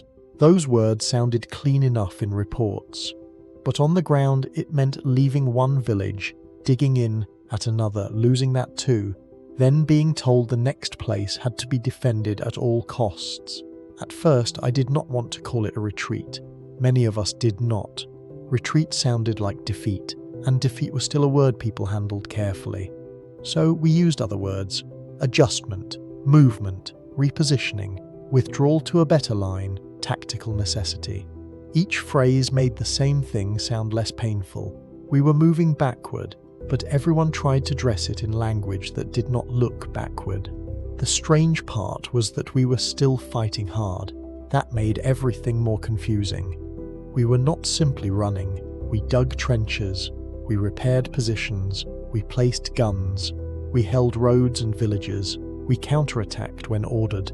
Men died in places we were told were important, only for us to leave those places days or weeks later. That was when I began to understand a new kind of exhaustion. It was not just the body wearing down. It was the mind trying to believe each temporary line mattered forever. I had once thought retreat meant a clear moment when an army broke, but after 1943, I learned that retreat can also look like obedience repeated across hundreds of miles. The villages started to blur together.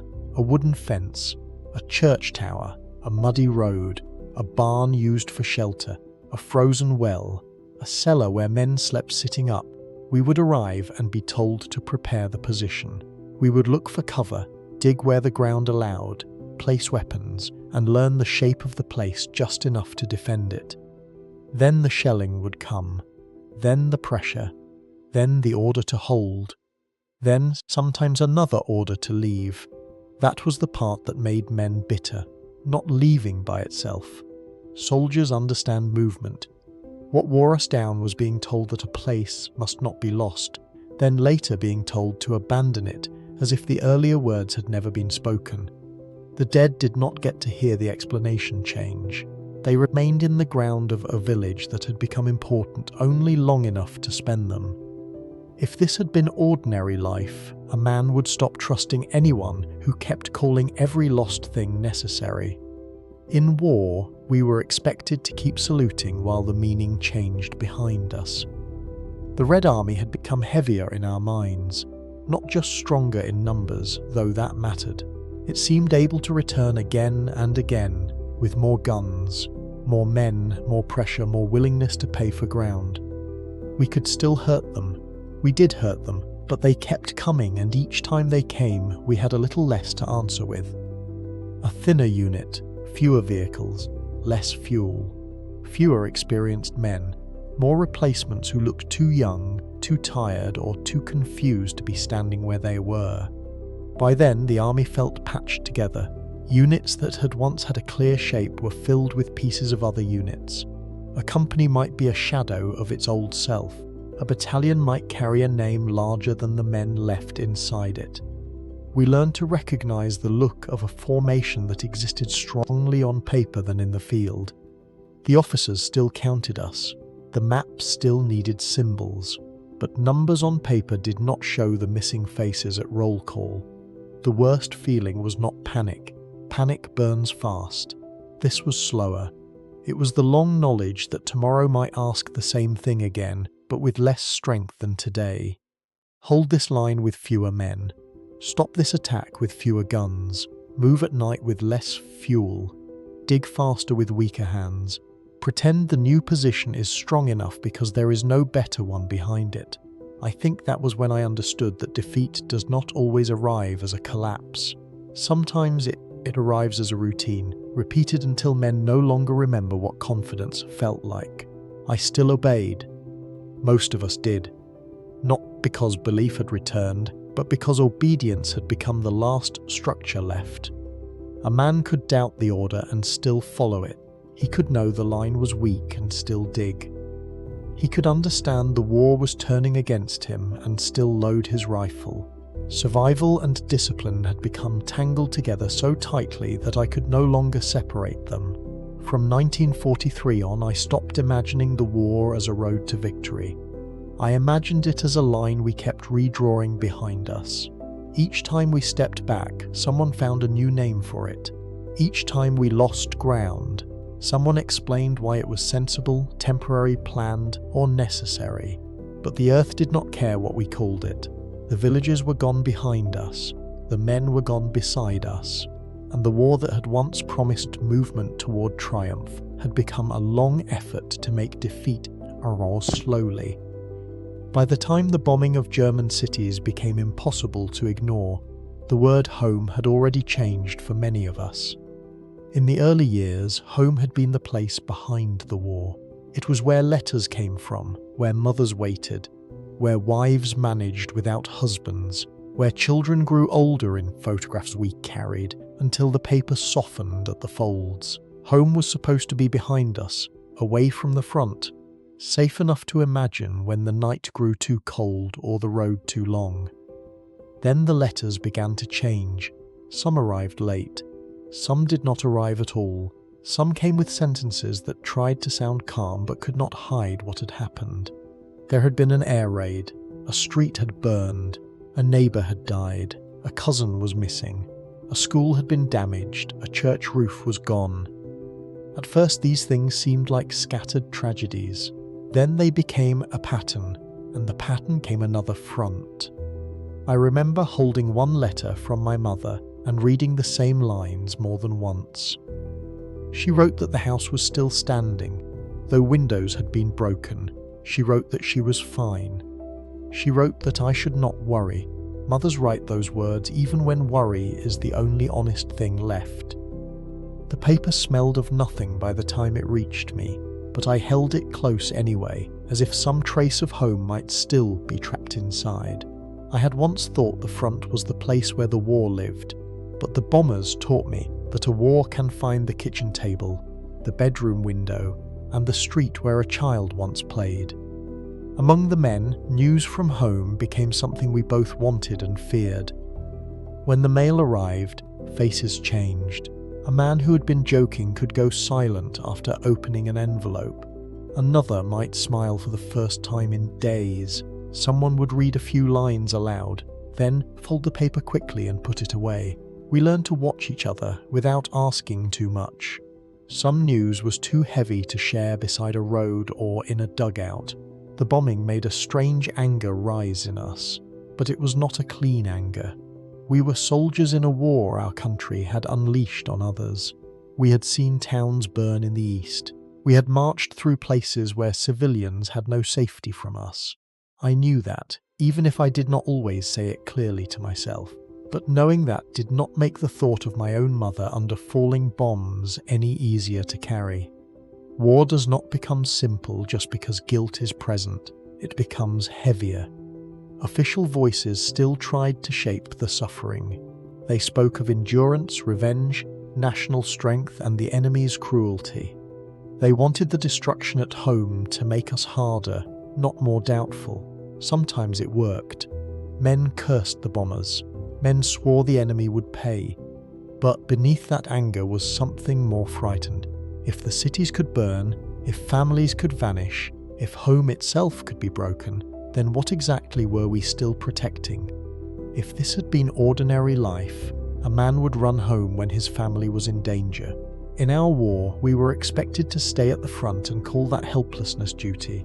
But let's carried small details that hurt more than grand reports. A mother sleeping in a cellar, a wife standing in line for water, a child afraid of sirens, a street no longer recognizable, people digging through rubble for the belongings, for neighbors, for bodies. These were not battlefield images, but they belonged to the same war. The difference was only that the uniforms were missing. The fear was still real, the dead were still dead. I began to feel split in two. One part of me stood at the front, obeying orders, watching the enemy, trying to stay alive. Another part was back in Germany, imagining the sound of aircraft over roofs I knew, the glow of fires beyond familiar streets, the face of my mother pretending to be strong in a cellar. I could do nothing for her. That was the hardest part. A rifle in my hands did not protect her. A position held in the east did not repair a roof at home. The war had become total in a way I could feel personally. It no longer belonged only to armies, leaders, maps or speeches. It had entered houses on both sides. It had made civilians part of its arithmetic. It had turned factories, rail yards, homes, bridges, churches, schools and sleeping children into things the war could reach. By then, no one in Germany could stand outside it. Not the soldier at the front, not the mother in the cellar, not the child listening for engines in the dark. I think the air war broke one of the last comforts I had left, because it showed me that even while I was being spent at the front, the people I imagined as safe behind me were being spent too. After that, home was no longer a clean image I could use to comfort myself. It was a place under threat, a place of delayed letters and missing names, a place where people waited for the next siren instead of the next good season. I still kept letters close. I still read them again when nights were long, but they no longer carried only warmth. They carried smoke, rubble, fear, and the knowledge that the war had finally turned back on the country that had believed it could keep destruction somewhere else. Italy and Normandy made the map feel heavier than it had ever felt before. Earlier in the war, maps had looked almost clean to me, even when the ground was not. Arrows moved, lines shifted, cities were named, and somewhere inside all those marks, men like me were expected to believe the war still had a shape. But after the Allies landed in Italy and then in Normandy, the map no longer looked like a plan. It looked like a weight pressing from too many directions at once. We heard about Italy first in pieces. Another front. More troops are needed, more coastline to defend. More mountains, roads, ports and towns that suddenly mattered because the enemy had arrived there. Some men spoke of Italy as if it were far away from us, but by then I had learned that no front was truly far away. Every new front took something from the others. Men, fuel, guns, trucks, aircraft, replacements, attention. A place could be distant on the map and still reach into your own unit by taking away what you needed to survive. Then came Normandy, and the feeling grew worse. The West was no longer only a place of waiting, memory or threat. The enemy was back on the continent. That changed the air around every conversation. We had already been retreating in the east. We had already felt the bombing of German cities. Now the war had opened another mouth, and it wanted men we did not have, fuel we could not spare, and aircraft we could no longer count on. I began to understand that a new front was not just another line on a map. It was another place where someone would be told to hold with less than the required holding. Orders still came with the old firmness. Hold the line, reinforce this sector, move that unit, delay the enemy, prepare a counterattack, defend the road, protect the bridge. The words had not become weaker, even though everything behind them had. That was one of the cruelest changes. The orders still sounded full, but the units receiving them were thinner. A command could be written as if tanks, fuel, ammunition, and men would appear because the sentence needed them. On the ground, a sentence did not fill a fuel can. We were moved, adjusted, reassigned, and patched into places where the front looked ready to tear. A man might barely learn one road before being told another road mattered more. Units arrived tired and left more tired. Vehicles stood waiting for fuel that did not come. Mechanics worked with too few parts. Men counted ammunition more carefully. Everyone watched the sky more than before because Allied aircraft had moved itself dangerous position. That lack of air cover changed how the war felt. In earlier years, German aircraft had been part of the confidence around us. Even when I did not see them, I believed they belonged to the same machine that carried us forward. Now the sky often felt as if it belonged to someone else. A road by day could become a risk.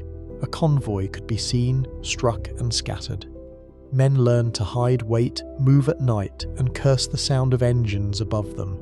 If this had been ordinary life, no one would ask a man to do 3 jobs with tools for 1. In our war, that shortage was called discipline, sacrifice or necessity, depending on who was speaking.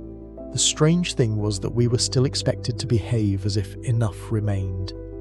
Enough men, enough weapons, enough time, enough fuel, enough hope. But the shortages were visible everywhere. A replacement who looked too young, a truck with bald tires, a battery that could not fire as long as it should, a unit with a grand name and too few men to fill it. A staff officer might still speak of divisions, but sometimes a division felt more like a memory wearing a number. From my place in the army, the war no longer had one centre. It had become a set of demands arriving from every direction. The East needed more, Italy needed more, France needed more, German cities needed protection, the front needed replacements, the factories needed workers, the wounded needed transport. The dead needed names written down when anyone had time to write them. Everything needed something, and there was less of everything. I remember watching men argue over fuel one evening. Not over strategy, not over honour, not over politics, but over fuel. How much was left? Which vehicle needed it most? Could one truck be sacrificed so another could move? It sounded, but it was not small at all. By then, fuel had become movement, and movement had become life. Without it, orders turned into wishes. Without it, a counterattack became a phrase. Without it, men stayed where artillery and aircraft could find them. I think that was when I fully understood that the army could still give commands long after it had lost the means to make those commands real. Each new front made the soldier smaller. That is how it felt to me. Somewhere above us, the war was discussed in countries, armies, operations and lines. Below it became one tired man being moved again, one unit told to defend too much ground, one driver trying to save fuel, one commander pretending his position was stronger than it was. We were no longer moving toward victory. We were being stretched across failure. Italy and Normandy not only opened new battlefields, they exposed how thin the whole structure had become. Germany still had orders, it still had anger, it still had speeches, it still had men willing or forced to fight, but it had begun to lack the things that make fighting more than a delay. From then on, every front felt connected by the same shortage, and every order carried the same hidden sentence. Hold longer than you can, with less than you need, because there is nowhere left where enough still exists. Normandy did not feel like a battlefield made only of soldiers. It felt like a battlefield made of factories, ships, aircraft, fuel, ports and machines, all arriving together and falling on the men below. By then, I had already understood that Germany lacked many things. I had seen fuel counted too carefully, units stretched too thin, and orders given as if words could replace material. But in Normandy, the difference became impossible to hide. The enemy not only attacks us with courage, they attacked us with abundance. The first thing I remember was the sky. It did not feel neutral anymore. It did not feel like open air above both sides. It felt owned. Allied aircraft watched roads, fields, crossroads, bridges, convoys, and movement itself. We learned to fear daylight in a new way. Moving by day could mean being seen. Being seen could mean being struck. A truck, a gun, a group of men near a hedge. All of it could become a target before anyone had time to feel important. The naval guns added another kind of helplessness. Their shells came from beyond where an ordinary soldier could answer. That was hard to accept. On land, at least you could imagine shooting back at something in front of you. In Normandy, destruction could come from the sea, from the sky, from artillery, from tanks, from infantry, from directions that made the front feel less like a line and more like a ceiling pressing down. I had fought men before, but in Normandy I felt as if I was fighting the output of whole nations, and a rifle in my hands suddenly seemed very small. The Boches gave us places to hide and places to die. The hedgerows, small villages, sunken lanes and fields could slow the enemy, and German soldiers used them as hard as they could. We knew how to fight from cover. We knew how to wait, fire, move and disappear. A few men in the right place could make an advance costly. That gave us moments of grim pride. We could still hurt them. We could still make them cautious. We could still turn a field or road into something they had to pay for. But every time I felt that old pride return, something larger answered it. More shells, more aircraft, more tanks, more men. More supplies are behind them. If one vehicle burned, another seemed to come. If one road was blocked, engineers worked to open it. If one unit was stopped, another pressed from somewhere else. Their losses were real, but they could replace things in a way we no longer could. That was the lesson Normandy forced into us hour by hour. If this had been a contest of bravery alone, the answer might have been less clear, but modern war does not ask only who is brave, it asks who can keep feeding the fire after bravery has already been spent. I remember watching a road after an air attack. A vehicle lay damaged near the side, supplies scattered around it, men trying to pull what they could away before another strike came. The road itself had become a dangerous place, not because it led to the enemy, but because the enemy controlled the space above it. We waited for dusk the way hungry men wait for bread. Darkness did not make us safe, but it gave us a little more chance to move without being immediately seen. The small villages in Normandy felt different from the villages in the east, but they carried the same truth that civilians never truly stand outside a war. Houses were damaged, barns became cover, roads became targets, fields became killing grounds. French civilians watched another army fighting through their lives.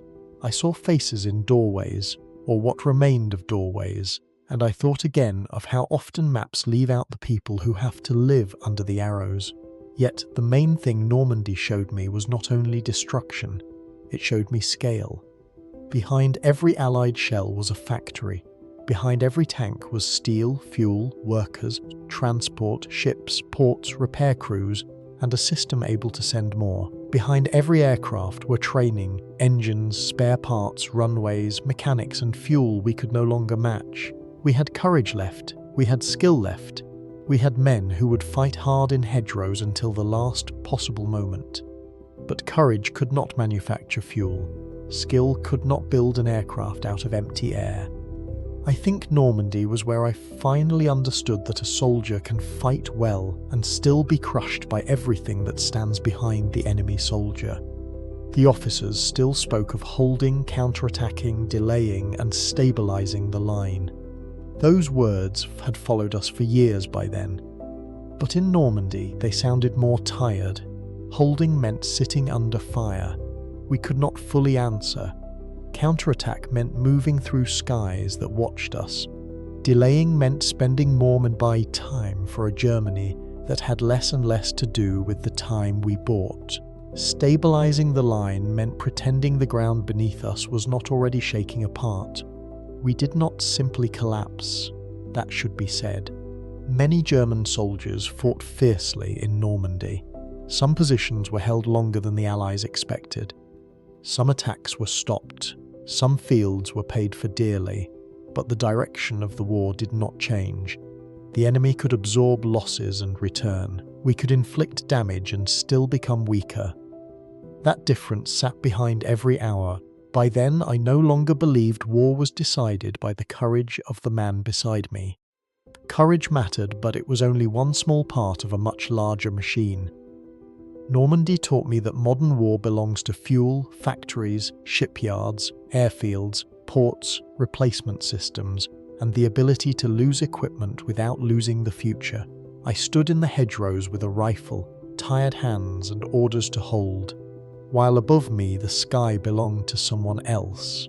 And once the sky, the sea and the factories belonged to the enemy, holding the ground began to feel less like defense and more like waiting for the weight to finish falling. By 1944, death had become too common to shock us in the same way. That is a terrible thing to admit, but it is true. Earlier in the war, one dead man could still feel like a tear in the world around him.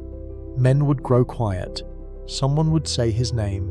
Someone might remember where he came from, whether he had a wife, whether he had shown a photograph, or whether he had been saving a cigarette for later. By 1944, there were too many names, too many gaps, too many units that had already lost their old shape. After Bagration in the east, the scale of loss became impossible to hide. We heard of fronts breaking, units destroyed, roads filled with retreat, equipment abandoned, and men missing in numbers that no one could make sound ordinary. At the same time, in the west, the Allies pushed harder. Normandy had opened, and with it came pressure that did not stop at one beach or one village. The war was no longer a wound in one place. It was torn from several sides at once. The orders still arrived: halt, counterattack, regroup, form a new line, move what remains, attach these men to that unit, send this company there, use whatever vehicles can still move. The language stayed firm, but the things behind it had become smaller. A company might no longer feel like a company. A battalion might be a name with fragments inside it. Men from broken units were gathered, reassigned, and told they were ready again because a paper needed them to be ready. I began to understand that in 1944 we were not being rebuilt. We were being rearranged so the ruins could still be ordered forward. That was what made the year feel so cold inside the mind. The dead no longer seemed to buy much time. A position could be held at terrible cost, then lost anyway. A counterattack could spend men and fuel we could not replace, then gain a field, a crossroads, or a village that would be abandoned later. A unit could be told it had fought bravely, and then the few left alive would be sent somewhere else to prove the same thing again. I was not afraid of death in the simple way I had once been. Of course, I still wanted to live. Every man did, even the ones who spoke as if they did not care, but the fear had changed. Earlier, death had seemed like the worst thing that could happen to a soldier. By 1944, I began to fear something colder. I feared dying in a place that would be lost the next day. I feared becoming one more body used to delay a result everyone could already see coming. The front had become full of remains of units, remains of equipment, remains of plans, remains of confidence, a few tanks where there should have been many, trucks without fuel, guns without enough ammunition. Officers were trying to sound steady while counting men who had not slept enough to stand straight. The army still had structure, but it felt like a house with too many rooms burned out, kept upright, because no one had permission to call it ruined. If this had been ordinary life, a man would look at what was left and admit there was no longer enough to do what was being demanded. In our war, what was left was simply renamed a new force. The younger replacements made this harder to watch. Some were boys trying to look older, some had too little training. Some arrived with faces that still expected the veterans to explain the war to them in a way that made sense. I did not know what to tell them. How could I explain that courage might not save them? That skill might not be enough? That even survival might only carry them to another line, where the same thing would be asked again? The older men did not speak much either. We recognized one another by what we no longer said. No one needed to explain what it meant when a unit returned with half its number. No one needed to explain why a man stared too long at a list of names. No one needed to explain the silence after another order to counterattack. By then, silence had become one of the languages of the army. Still, the machine demanded more. That was the part I could not stop noticing. More endurance, more discipline, more sacrifice, more holding, more movement at night, more faith in lines that would not hold, more men to replace men who had replaced other men. The words around us tried to make this sound like a resolution, but from the ground it often looked like a system feeding on what remained because it could no longer imagine stopping. I think 1944 was the year I realized that sacrifice can lose its meaning before the sacrificing stops. That realization did not make me brave. It did not make me refuse. It did not turn me into someone pure. I still followed orders. I still wanted food, sleep, warmth, and one more morning alive. I still feared the wrong remark, the wrong officer, the wrong shell, the wrong road. A man trapped inside a collapsing war does not always act like a man in a story. Often, he simply continues because stopping has become as dangerous as going on. By the end of that year, I no longer measured the war by whether we won or lost a place. I measured it by what each place consumed, how many men, how much fuel, how many vehicles, how many shells, how much belief. The answer was almost always more than we could afford, but the orders kept coming, and the remaining pieces of old units kept being given new names. So in 1944, death changed its meaning for me. It was still terrible. It still ended a man's world. It still left mothers, wives, children, and friends with empty spaces that no speech could fill. But on the battlefield, it no longer seemed to change the direction of anything. Men died, lines moved back, units were renamed, and new orders arrived. That was the coldest fear of all. Not that I might die, but that my death, like so many others, would be spent without buying even a clear reason. The Ardennes offensive was presented to us as a chance. That was the word that mattered. A chance to change the situation. A chance to split the enemy. A chance to prove that Germany could still strike hard when the world thought we were finished. By then, I had heard enough speeches to know that words could be made to stand straighter than men. Still, some part of me wanted to believe it. A man who has been retreating for too long will sometimes reach for any promise that sounds like movement. The forest in winter made the whole thing feel secretive at first. Roads cut through dark trees. Snow softened some sounds and sharpened others. Men moved with tired faces under branches that held the cold. There were still tanks, guns, trucks, and officers pointing at maps. There were still units given objectives, times, routes, orders. On paper, it looked like a plan with direction. On the ground, it felt like men and machines being pushed into narrow roads that could not carry the weight of the hope placed on them. Fuel was the word no one could escape. It sat behind every movement. A tank was not only armour and a gun, it was also a mouth that drank fuel faster than the army could comfortably feed it. A truck was not only a means of transport, it was a question. Could it move far enough? Could it return? Could it be spared? We spoke of enemy positions, weather, roads, and surprise. But fuel lived underneath everything like a hidden judge. I had once thought a desperate attack needed courage most of all, but in the Ardennes, I learned that courage cannot move a tank whose fuel tank is almost empty. At first, there was still momentum. That made the hope feel less foolish. Some Allied units were surprised, some roads opened, some prisoners were taken. The forest seemed to hide us for a while. Men who had grown used to retreat felt the strange shock of moving forward again. I remember that feeling. It was not joy exactly. It was more like remembering an old language I had almost forgotten. Advance, push, break through, keep going. But the old language no longer fits the world around us. Roads clogged quickly. Vehicles jammed behind one another in narrow lanes. A truck could delay more than one unit. A bridge, a bend, a village, a traffic mistake, any of it could slow the whole movement. The plan needed speed, but the ground gave us friction. The plan needed surprise, but surprise had a short life. The plan needed fuel, but fuel did not appear because the map required it. The enemy recovered.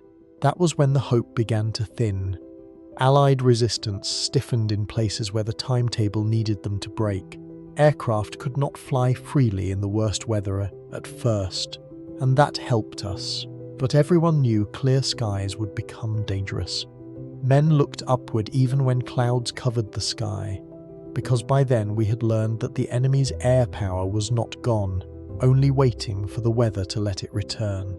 If this had been ordinary life, no one would call it plan to begin a long journey with too little fuel, too little time, and no real answer for what happens when the road blocks. In war, they called it bold. I remember standing near a road where vehicles were packed too close, engines idling, men stamping their feet in the cold. Officers moved up and down the line, angry at delays that anger could not fix. Somewhere ahead, something had slowed. Maybe resistance, maybe wrecked vehicles, maybe confusion. It hardly mattered. Every minute's felt like the offensive leaking away into the snow. The soldiers around me still did what soldiers do. They checked weapons, shifted packs, looked for warmth, passed rooms, cursed softly, and waited for the next command. No one at our level could see the whole battle. We only saw the road in front of us, the trees on both sides, the men near us, and the supplies that were never enough. That is the difference between a plan made above and a plan lived below. Above, an arrow crosses a map. Below, a man asks whether the truck ahead will move before the fighter planes return.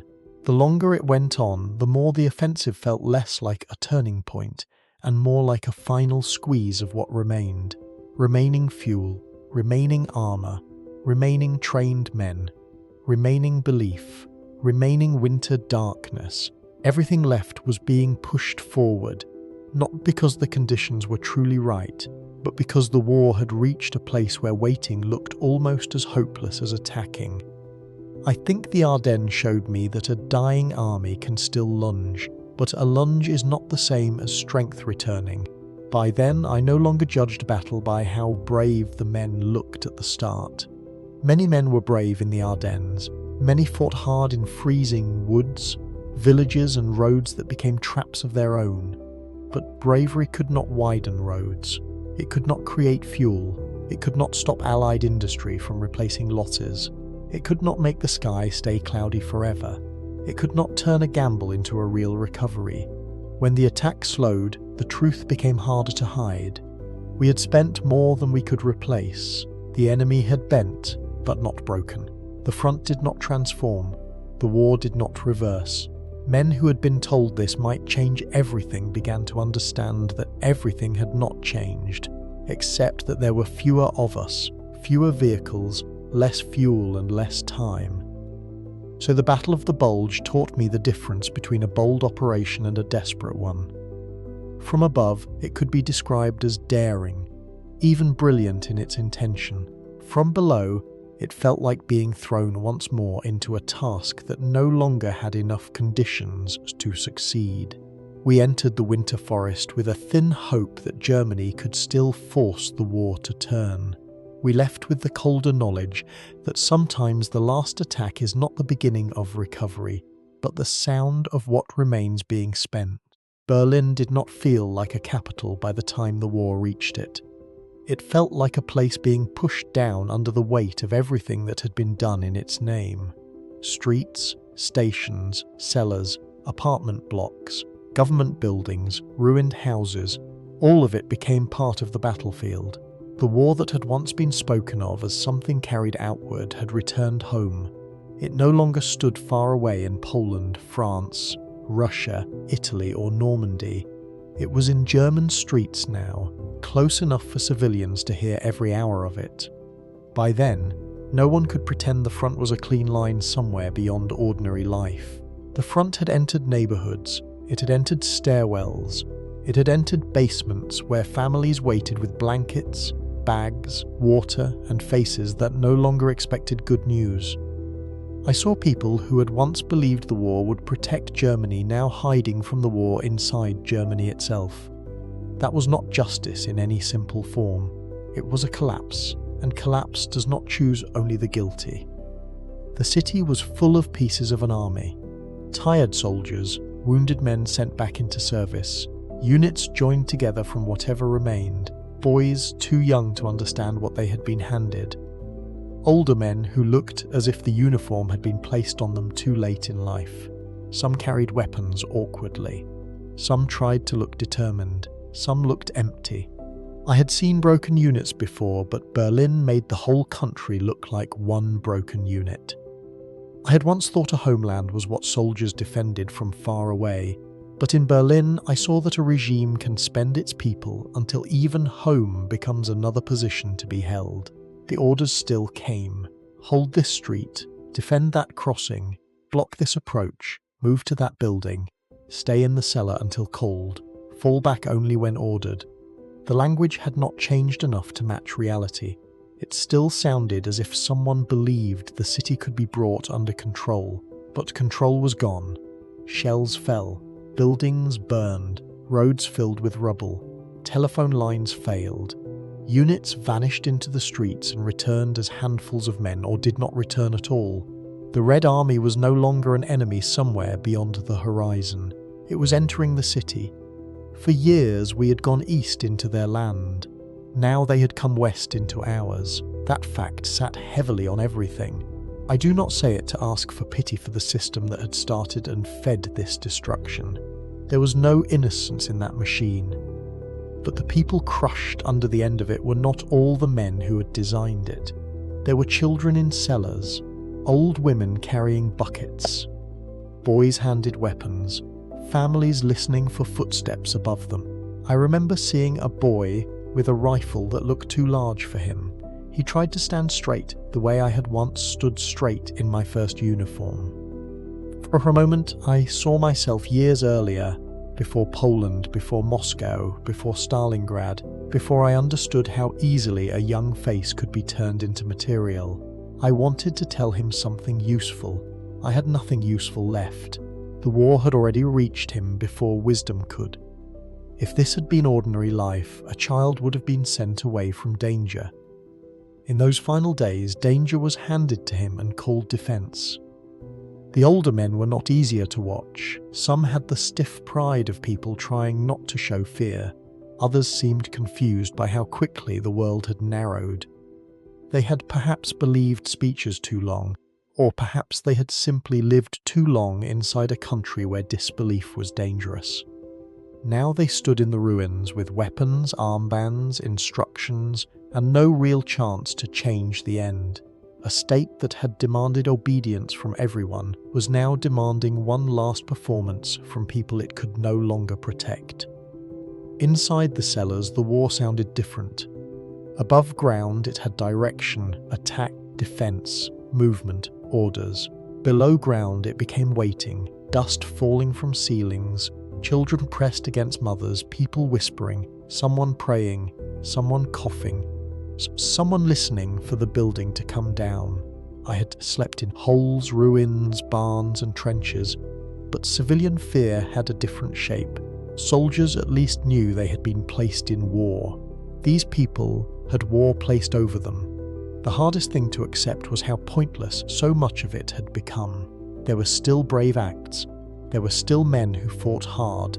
There were still positions defended with desperation. But by then, bravery could not save Berlin. It could only decide how long a street burned, how many more bodies lay in an intersection, how many more families waited before the inevitable reached their door. The machine still demanded resistance, but resistance no longer offered a future. I think Berlin showed me the final cruelty of the war, because it did not only destroy the enemies Germany had made. In the end, it turned back and crushed the people it had claimed to raise. By those final days, I no longer felt that history was moving through me. I felt buried under it. The slogans had emptied, the promises had collapsed, the maps had shrunk to streets and basements. The army that had once crossed borders with confidence was now fighting among its own ruins. Every sound in Berlin seemed to say the same thing. This was where the road had led. So I do not remember Berlin as a heroic last stand. I remember it as a city forced to become the last battlefield of a dying system.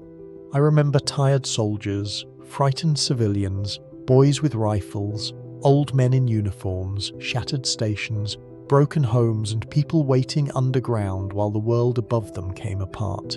The war had returned to the place that sent it outward, and by the time it arrived, there was almost nothing left to defend except ruins, orders, and the stubborn refusal to admit what had already been lost. By the end, I no longer recognized the young man who had first stood in front of the mirror and straightened his uniform. I remembered him clearly, but he felt like someone I had once watched from across a room. He believed discipline could give life meaning. He believed the army had order. He believed a country would not ask so much from its sons unless the purpose was clear. He believed that if everyone marched in the same direction, someone must have known where the road led. I do not hate him for believing those things.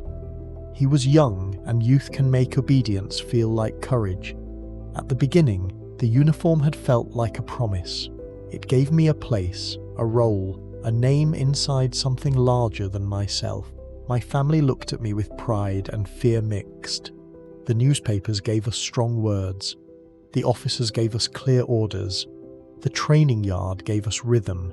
Everything seemed arranged to make doubt feel unnecessary. That is how a machine begins to take hold of a man. It does not always begin by frightening him. Sometimes it begins by making him feel useful. Then came Poland, and victory taught me the first wrong lesson.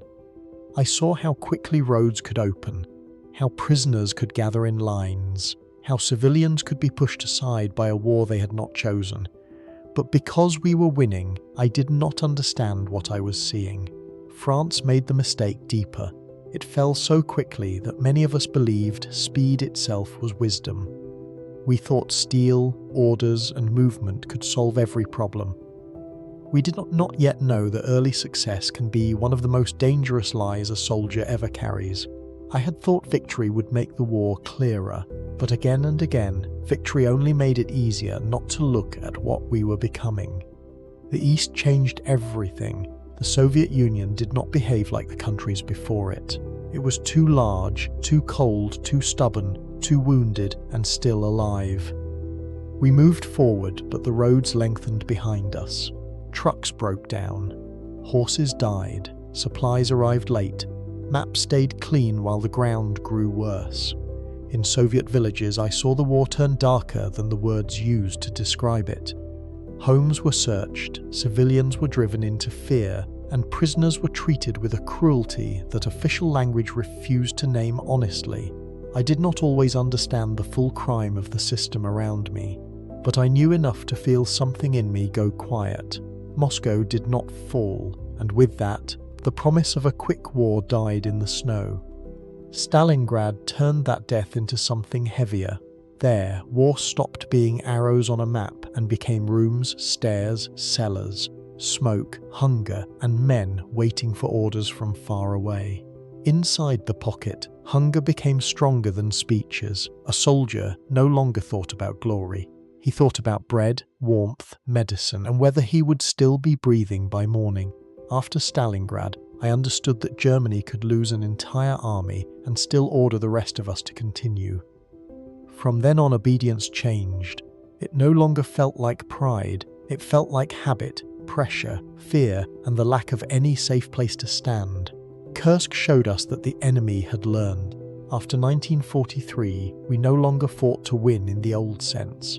We fought to retreat more slowly, to patch broken lines, to hold villages that would soon be abandoned, to give new names to losses so they sounded less like defeat. Each order still sounded firm, but behind the words there were fewer men, fewer vehicles, less fuel, and less belief.